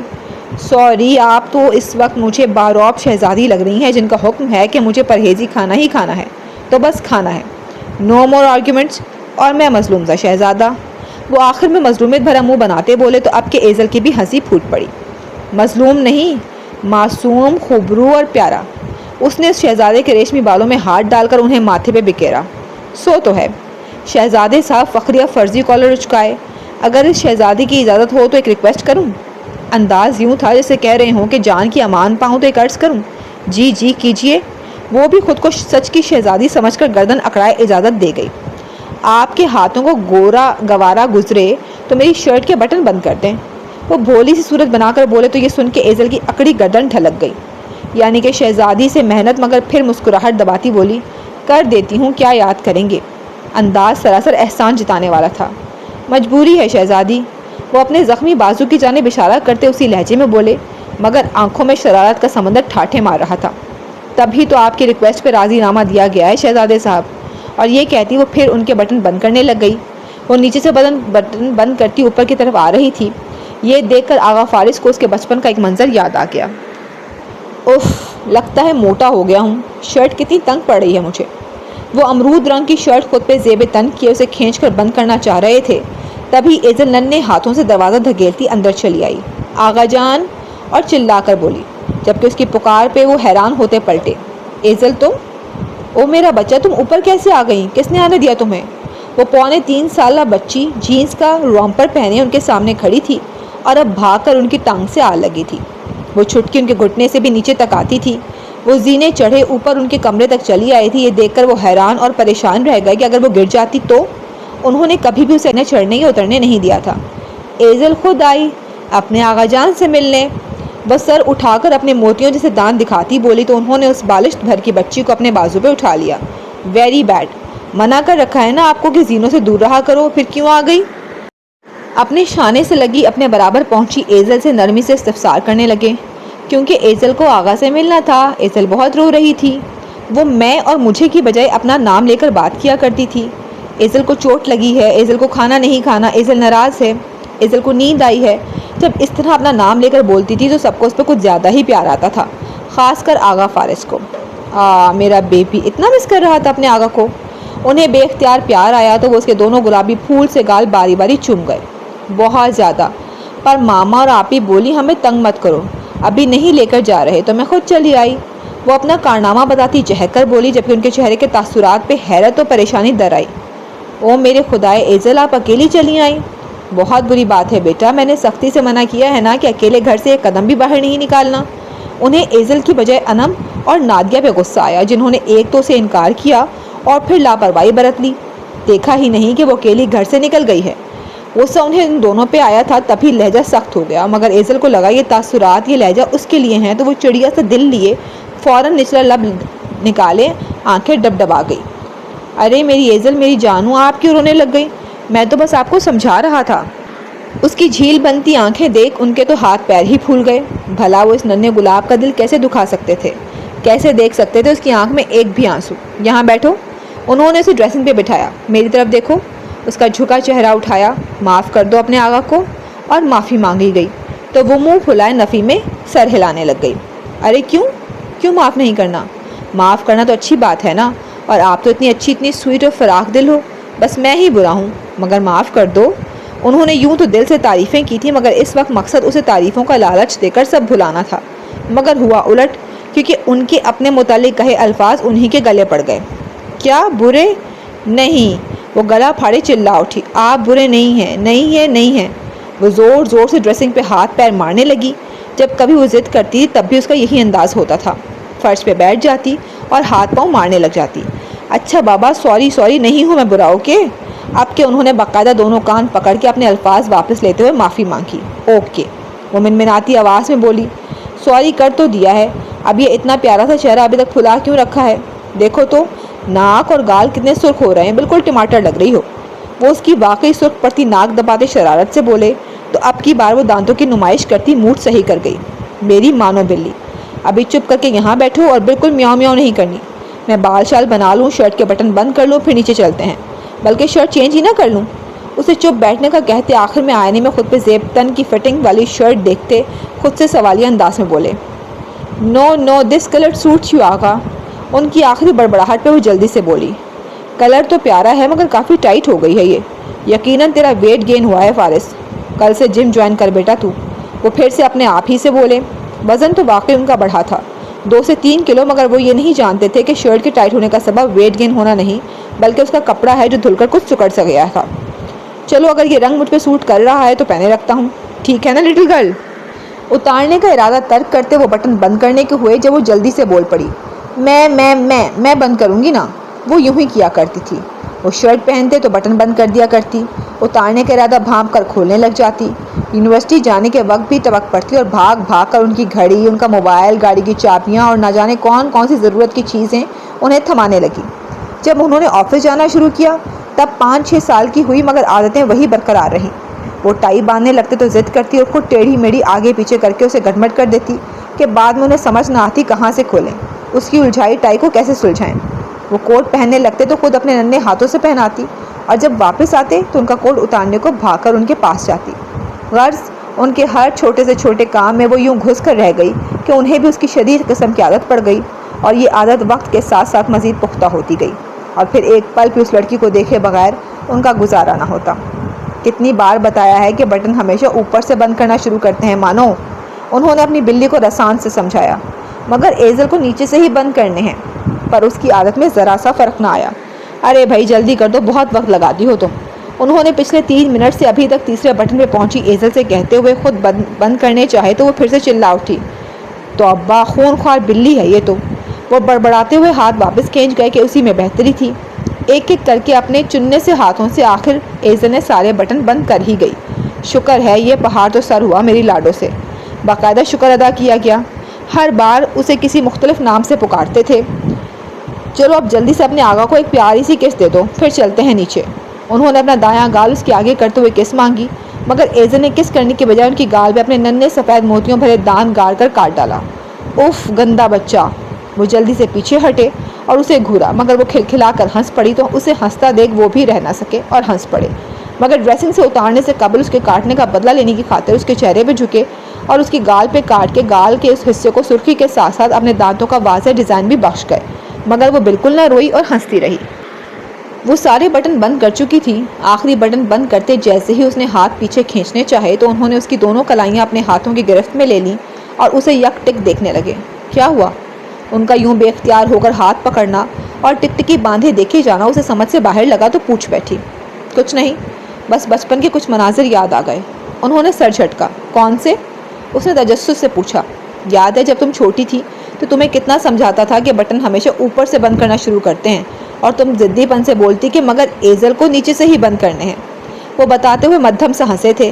نہ جانے کیوں دل چاہا تھا کہ وہ ابھی بھی اتنا ہی وقت لگاتی انہیں بند کرنے میں جتنا بچپن میں لگایا کرتی تھی، مگر اب تو اس نے لمحوں میں یہ کام کر ڈالا تھا کہ وہ اسے اس کا من پسند کام کرتا ٹھیک سے دیکھ بھی نہ پائے۔ ہاں بچپن میں یہ اس کے من پسند کاموں میں سے تھا۔ ہاں، اور پھر آپ نے دھیرے دھیرے مجھے سمجھانا ہی چھوڑ دیا اور پھر ایک دن یہ سب حق ہی چھین لیے۔ وہ یکدم رنجیدہ ہوئی اور پشمردگی سے بولی، مگر اب سب حق واپس لوٹا تو رہا ہوں، تم خود ہی استعمال کرنے سے جھجکتی ہو تو میرا کیا قصور؟ وہ بھی برجستگی سے بولے۔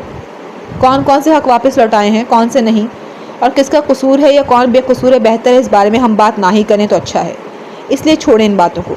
میرے خیال سے ہم نیچے جا کر ناشتہ کرنے والے تھے۔ اس نے ان کی توجہ ناشتے کی طرف کروائی۔ ایسا نہیں تھا کہ اسے بھوک لگ رہی تھی، وہ بس ان باتوں کو نہیں کھولنا چاہتی تھی۔ ہاں چلو چلیں، باقی ناشتہ نہ صحیح مگر چائے تم اپنے ہاتھوں کی بنی ہی پلاؤ گی، پہلے سے بتا رہا ہوں۔ اچھا جناب پلا دوں گی، آپ چلیں تو صحیح۔ وہ انہیں کھینچتی دروازے کی طرف بڑھ گئی۔ دوپہر کے 12 بج رہے تھے اور وہ رات سے اسی پوزیشن میں کرسی پہ بیٹھا ہوا تھا اور نہ جانے کب تک یوں ہی بیٹھا ہوش و حواس سے بیگانہ رہتا اگر جو دروازے پہ دستک نہ ہوتی۔ اس دستک پہ وہ ہڑبڑا کر اٹھا اور پھر بے ساختہ اپنی گردن کو تھام گیا، کیونکہ ایک ہی پوزیشن میں ٹکی ہونے کے سبب اس کی گردن میں درد کی ٹیسیں اٹھنے لگی تھیں۔ اف! درد کے سبب بے اختیار اس کے منہ سے نکلا۔ وہ سر جھکائے بیٹھا اور گردن کو دبانے لگا۔ آنکھیں تو جاگ گئیں مگر سوئے ہوئے دماغ کو جگاتے ہوئے یاد کرنے کی صحیح کرنے لگا کہ وہ یہاں ٹیرس پہ کیوں موجود ہے اور یہ اتنے سارے سگریٹ کیا اس نے پیے ہیں؟ مگر کیوں؟ دماغ پہ زور دیا تو دھیرے دھیرے سب یاد آنے لگا۔ ایک ایک کر کے ایزل کے تمام الفاظ سماعتوں سے ٹکرانے لگے اور مٹھیاں اور جبڑے دونوں بھنج گئے۔ How dare you Aizal! اس نے دانت پیستے ہوئے پورے قوت سے مٹھی کو میز پہ دے مارا۔ سویا ہوا جلال پھر سے اود آیا تھا۔ اس سے قبل کہ وہ مزید کچھ تہس نہس کرتا، دروازے کی دستک نے پھر سے اس کی توجہ اپنی جانب مبذول کروائی۔ وہ سر جھٹکتا اٹھا، ایک نظر سگریٹ کے ڈھیر پہ ڈالی اور ٹیرس کا دروازہ بند کردہ کمرے میں آیا تو کب سے بجتے کمرے کے دروازے کو کھولا تو سامنے نرمین کھڑی تھیں۔ حد ہوتی ہے التمش، کب سے میں دروازہ بجا رہی ہوں اور تم ہو کے کانوں میں روئی دیے بیٹھے ہو۔ کھولنے کا نام ہی نہیں لے رہے تھے، کر کیا کر رہے تھے؟ دروازہ کھلتے ہی وہ میں سو رہا تھا، اس نے اپنے بکھرے بالوں کو انگلیوں سے سلجھاتے ہوئے بتایا۔ 12 بج رہے ہیں اور ابھی تک سوئے پڑے تھے تم؟ آج آفس بھی نہیں گئے؟ رانیہ کو بھیجا تھا تمہیں اٹھانے، مگر کہنے لگی تم نے دروازہ ہی نہیں کھولا۔ طبیعت تو ٹھیک ہے نا؟ انہوں نے اندر آتے ہوئے اس کا ماتھا چھوا، مگر اس کا باڈی ٹیمپریچر نارمل تھا۔ ٹھیک ہوں، بس تھکا ہوا تھا شاید، تبھی آنکھ دیر سے کھلی۔ اس نے بہانہ گھڑا۔ اچھا چلو کوئی بات نہیں، منہ ہاتھ دھو کر نیچے آ جاؤ اور ناشتہ کر لو۔ اور ہاں، کل رات کی فلائٹ سے اسپین جانا ہے۔ اور یہ کمرے کا کیا حال بنا رکھا ہے؟ یوں لگ رہا ہے جیسے کسی اجاڑ خانے میں آ گئی ہوں۔ توبہ ہے، بڑے ہونے کی بجائے بالکل بچے بنتے جا رہے ہو۔ وہ روانی سے بولنے کے ساتھ ساتھ تیزی سے ہاتھ چلاتے اس کے کمرے کی حالت بھی درست کرنے لگی، جبکہ التمش کا دماغ تو لفظ اسپین پہ ہی ٹک کر رہ گیا۔ واٹ؟ اسپین؟ وہ حیرتاً گویا ہوا۔ کیا ہوا، بھول گئے؟ ایک بزنس میٹنگ ہے وہاں، عجیب ہو تم بھی، میٹنگ تم لوگوں کی ہے اور یاد مجھے کروانا پڑ رہا ہے۔ وہ لمحے بھر کے لیے رکی اور اسے جواب دے کر پھر سے ہاتھ چلانے لگی۔ او ہاں، بھول گیا تھا، مگر وہ اٹینڈ کرنے تو پاپا نے جانا تھا۔ کل کی پریشانی کے سبب وہ سب بھول گیا تھا۔ ہاں، جانا تو تمہارے پاپا نے ہی تھا، مگر ان کی طبیعت ناساز ہے، اس لیے وہ فی الحال سفر نہیں کر سکتے، تمہیں ہی جانا پڑے گا۔ کیا ہوا پاپا کو؟ اس نے جلدی سے پوچھا۔ بی پی کافی لو ہو گیا تھا اور بخار بھی ہے، صبح دیکھ کر گیا تھا ڈاکٹر، دوا دی ہے، ابھی تو بہتر ہیں، مگر فی الحال اتنا لمبا سفر نہیں کر سکتے۔ انہوں نے تفصیلاً بتایا۔ میں پاپا سے مل کر آتا ہوں اور انہیں کہتا ہوں کہ یہ میٹنگ یا تو پینڈنگ پہ کر لیں یا پھر کینسل، کیونکہ میں اسپین نہیں جانے والا۔ وہ فیصلہ کن لہجے میں کہتا دروازے کی طرف بڑھا۔ فضول باتیں مت کرو التمش، آخر مسئلہ کیا ہے اسپین جانے میں؟ تمہیں وہاں جانا ہے، میٹنگ اٹینڈ کرنی ہے اور واپس آ جانا ہے، کوئی لمبے چوڑے کاموں کے لیے تو جانا نہیں۔ دیکھو تم نے اپنے پاپا کو پہلے انکار کیا تو وہ بنا کچھ کہے خود جانے کے لیے رضامند ہو گئے تھے نا، انہوں نے تمہارا خیال کیا، اب تم ان کا کرو۔ پہلے بھی ایک بار تم ایک میٹنگ کینسل کر چکے ہو، صرف اپنی نادانی کی وجہ سے۔ نہ باپ سے پوچھا نہ انہیں بتایا، اگر نہیں جانا تھا تو انہیں بتا دیتے، وہ چلے جاتے۔ خود ہی فیصلے کرتے پھر رہے ہو اور باپ کو نقصان کا سامنا کروا رہے ہو۔ اب کی بار انہوں نے ہی مجھ سے کہا ہے کہ میٹنگ اٹینڈ کرنا بہت ضروری ہے، اس لیے تمہیں کہہ دوں کہ جانے کی تیاری کرے۔ وہ اسے سختی سے گھرکتی دو ٹوک لہجے میں بولی۔ مگر ماما مجھے کچھ نہیں سننا، تمہارے پاپا کی پہلے ہی طبیعت ٹھیک نہیں، اب جانے سے انکار کر کے وہ بھی بنا کسی سبب کے انہیں پریشان مت کرنا۔ وہ ہاتھ اٹھا کر اسے مزید بولنے سے روک گئیں تو وہ لب بھینچ کر رہ گیا۔ اب جلدی سے نیچے آ جاؤ، ناشتہ لگواتی ہوں، چاہو تو دن بھر جتنا آرام کرنا ہے کر لینا، مگر رات میں وقت سے نکل جانا۔ ایک بار پھر اسے یاد دلاتی وہ کمرے سے نکل گئیں۔ واٹ دا ہیل از دس؟ عجیب زبردستی ہے۔ اس نے غصے اور بے بسی میں نرمین کی درست کی بیڈ شیٹ ایک جھٹکے سے اتار پھینکی۔ غصہ اس لیے کہ وہ نہیں جانا چاہتا تھا مگر اسے جانے کو حکم دیا گیا، اور بے بسی اس لیے کہ یہ پروجیکٹ اس کے باپ کے لیے بہت اہمیت رکھتا تھا اور وہ اپنے ماضی سے دور بھاگنے کے چکر میں وہاں نہ جا کر انہیں پھر سے تکلیف نہیں دے سکتا تھا، کیونکہ ایک بار پہلے بھی یہ پروجیکٹ کینسل کر چکا تھا بنا ان سے پوچھے۔ وہ کیوں نہیں جانا چاہتا تھا، کس چیز کے خوف سے بھاگ رہا تھا، وہ سب جانتا تھا۔ وہ جانتا تھا کہ اگر وہ گیا تو وہ خود کو اپنی اولاد کی کھوج لگانے سے روک نہیں پائے گا، اور اب شاید وہ وقت آ گیا تھا کہ وہ اپنے اس خوف کا سامنا کرے۔ لنچ کرنے کے بعد وہ کچھ پل تنہائی کی خاطر لان کے خاموش پرسکون گوشے میں چلا آیا۔ یہ پھولوں بیلوں کی آڑ میں چھپی جگہ تھی جہاں سیمنٹ کے کشادہ زینے بنے ہوئے تھے، اور یہ زینے یوں ہی بیٹھنے کی غرض سے بنائے گئے تھے۔ وہ دھیرے سے نچلے زینے پہ بیٹھ گیا۔ ابھی اسے چند منٹ ہی گزرے تھے جب جیب میں پڑا موبائل بج اٹھا۔ اس نے موبائل نکالا اور ایک سائڈ سے دراڑ زدہ اسکرین پہ چمکتا نام دیکھا، اور پھر دیکھ کر بنا اٹھائے جیب میں رکھنے کی بجائے وہیں زینے پہ رکھ گیا۔ اس وقت وہ کسی سے بھی بات نہیں کرنا چاہتا تھا۔ فون کرنے والی سوزین تھی، مگر اس کے نام کی بجائے موبائل کی خراب ہوئی اسکرین کو دیکھ کر اسے اس کی خرابی کا سبب اور بھی شدت سے یاد آ گیا۔ رات کو ایزل سے بات کرنے کے بعد غصے سے اسی نے تو موبائل کو یہ نقصان پہنچایا تھا، بلکہ اسکرین بالکل ٹھیک تھی، یہ اس سے چسپا پروٹیکٹر تھا جو خراب ہوا تھا اور جس کے سبب اسکرین کی بچت ہو گئی تھی، مگر التمش نے اسے اتار پھینکنے کی زحمت نہ کی۔ وہ بنا پلکیں جھپکائے گھاس کو تکتا عمیق سوچوں میں غرق تھا جب ایک بار پھر سے بجتا موبائل اس کی سوچوں کے بیچ حائل ہوا۔ اس نے ایک ضبط بھری سانس خارج کی اور اس بار کال اٹھا لی۔ ہیلو سوزین، میں اس وقت بہت بزی ہوں، تم سے بعد میں بات۔ ہیلو حامش انکل، کیسے ہیں آپ؟ دوسری طرف سوزین نہیں بلکہ حالہ تھی، جو التمش کی آواز سنتے ہی چہک کر بولی تھی۔ التمش کا جی تو چاہا اس ننھی بچی کے آگے اپنا ہر دکھ کھول کر رکھ دے، اسے بتائے کہ وہ بالکل بھی ٹھیک نہیں ہے، مگر وہ ایسا نہیں کر سکتا تھا۔ ٹھیک ہوں، وہ بیزاری سے جواب گو ہوا۔ فی الحال وہ جس موڈ میں تھا، اس موڈ کے ساتھ حالہ سے کسی قسم کی خوش اخلاقی کا مظاہرہ نہیں کر سکتا تھا۔ بٹ مجھے ایسا کیوں لگ رہا ہے کہ آپ ٹھیک نہیں ہیں؟ مجھے لگ رہا ہے آپ جھوٹ بول رہے ہیں، وہ کسی سیانی بی کی طرح بولی۔ میں نے کہا نا کہ میں ٹھیک ہوں، اور ابھی آپ فون رکھو، میں بزی ہوں، تلخی سے جواب دیا گیا۔ بٹ مجھے آپ سے بات کرنی تھی، آپ سے پوچھنا تھا کہ آپ مجھ سے ملنے کب آئیں گے، کیونکہ میں آپ کو بہت مس کر رہی ہوں۔ دوسری طرف وہ بہت معصومیت سے بولی، مگر آج وہ اس معصومیت پہ قربان نہ ہوا بلکہ تپ پڑا۔ آپ کو ایک بار میں سمجھ نہیں آتی؟ کہا نا کہ ابھی میں آپ سے بات نہیں کر سکتا تو مطلب نہیں کر سکتا۔ وہ اپنے لہجے پہ قابو نہ رکھ پایا اور لہجے میں چلاہٹ شامل ہو گئی، جبکہ اس کے اس لہجے پہ حالہ کا خون اسی وقت خشک ہوا۔ آنکھوں کے کٹورے لمحے بھر میں بھر آئے۔ اس کے عامش انکل اس پہ غصہ بھی کر سکتے ہیں، اس نے کبھی سوچا نہ تھا۔ اس کے غصے پہ حالہ کا ننھا دل کپ کپا اٹھا اور وہ رونا شروع ہو گئی۔ اس نے سسکی بھری اور کال کٹ کرنے لگی، جبکہ یہ سسکی التمش کی سماعتوں سے ٹکرانے کی دیر تھی کہ اس کے دل نے اسے ملامت کرنا شروع کر دیا۔ اسے فوراً احساس ہوا کہ وہ اس کے ساتھ کیسا رویہ اپنا گیا ہے۔ اسے کسی اور کا غصہ اس ننھی پری پہ نہیں نکالنا چاہیے، جو اس سے بہت پیار کرتی تھی۔ حالہ لسن۔ اسے پتا تھا اب وہ کال کٹ کر دے گی، تبھی جلدی سے اسے پکار بیٹھا۔ I am sorry Haala, I am really sorry my doll. وہ اس کے روکنے پہ کچھ نہ بولی، مگر التمش نے دیکھا لائن چل رہی ہے، تبھی اس سے معذرت کرنے لگا۔ دراصل مجھے کسی اور پہ غصہ تھا اور نکل آپ پر گیا، اپنے عامش انکل کو معاف کر دو پلیز۔ وہ اتنی چاہت سے گویا ہوا کہ حالہ کا روتا دل اور آنکھیں اسی لمحے تھم گئیں، چہرہ پھر سے کھل اٹھا۔ اٹس اوکے عامش انکل، وہ آنسو پہنچتی مسکرا کر بولی۔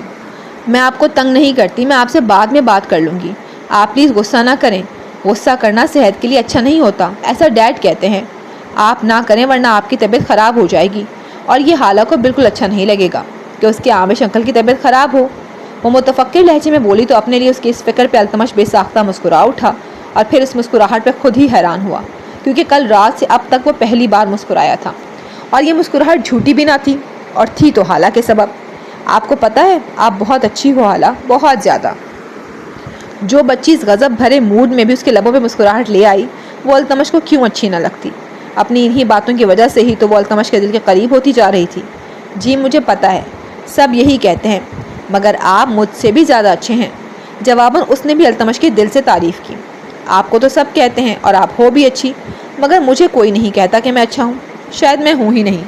وہ ہولے سے بڑبڑایا، جو کہ حالہ کی سمجھ میں نہ آیا۔ آپ نے کچھ کہا؟ وہ اس کی بڑبڑاہٹ ڈھنگ سے سن نہ پائی۔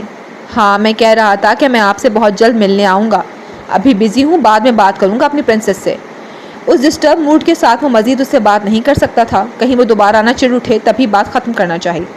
It's okay Aamish uncle, we will talk later, اللہ حافظ۔ اللہ حافظ کہتی وہ خود ہی فون رکھ گئی، جبکہ التمش موبائل ہاتھ میں پکڑے اسے خالی خالی نظروں سے دیکھنے لگا، اور پھر واٹس ایپ اوپن کر کے ڈی بی پہ لگی ایزل کی تصویر کو حسرت سے دیکھنے لگا، جس میں وہ بلو چشمہ لگائے لیمپ کی روشنی میں کتاب چہرے کے سامنے کیے ہوئے تھی۔ یہ تصویر اس نے آغا فارس کو دکھانے کو لی تھی کہ دیکھیں، رات کا 1 بج رہا ہے اور آپ کی اسٹوڈنٹ ابھی تک ایگزامس کی تیاری میں مگن ہے، اور پھر بعد میں وہی ڈی پی لگا لی۔ کیوں ایزل، کیوں میرے ساتھ تم نے ایسا کیا؟ اس کی تصویر سے شکوہ کرتا وہ موبائل کا رخ پھیر گیا۔ جی فرینڈز، تو یہاں پر اختتام پذیر ہوتی ہے آج کی ایپیسوڈ۔ آپ کو کیسی لگی ہمیں کمنٹس کر کے ضرور بتائیے گا۔ اگلی ایپیسوڈ تک اپنا خیال رکھیے گا۔ اللہ حافظ۔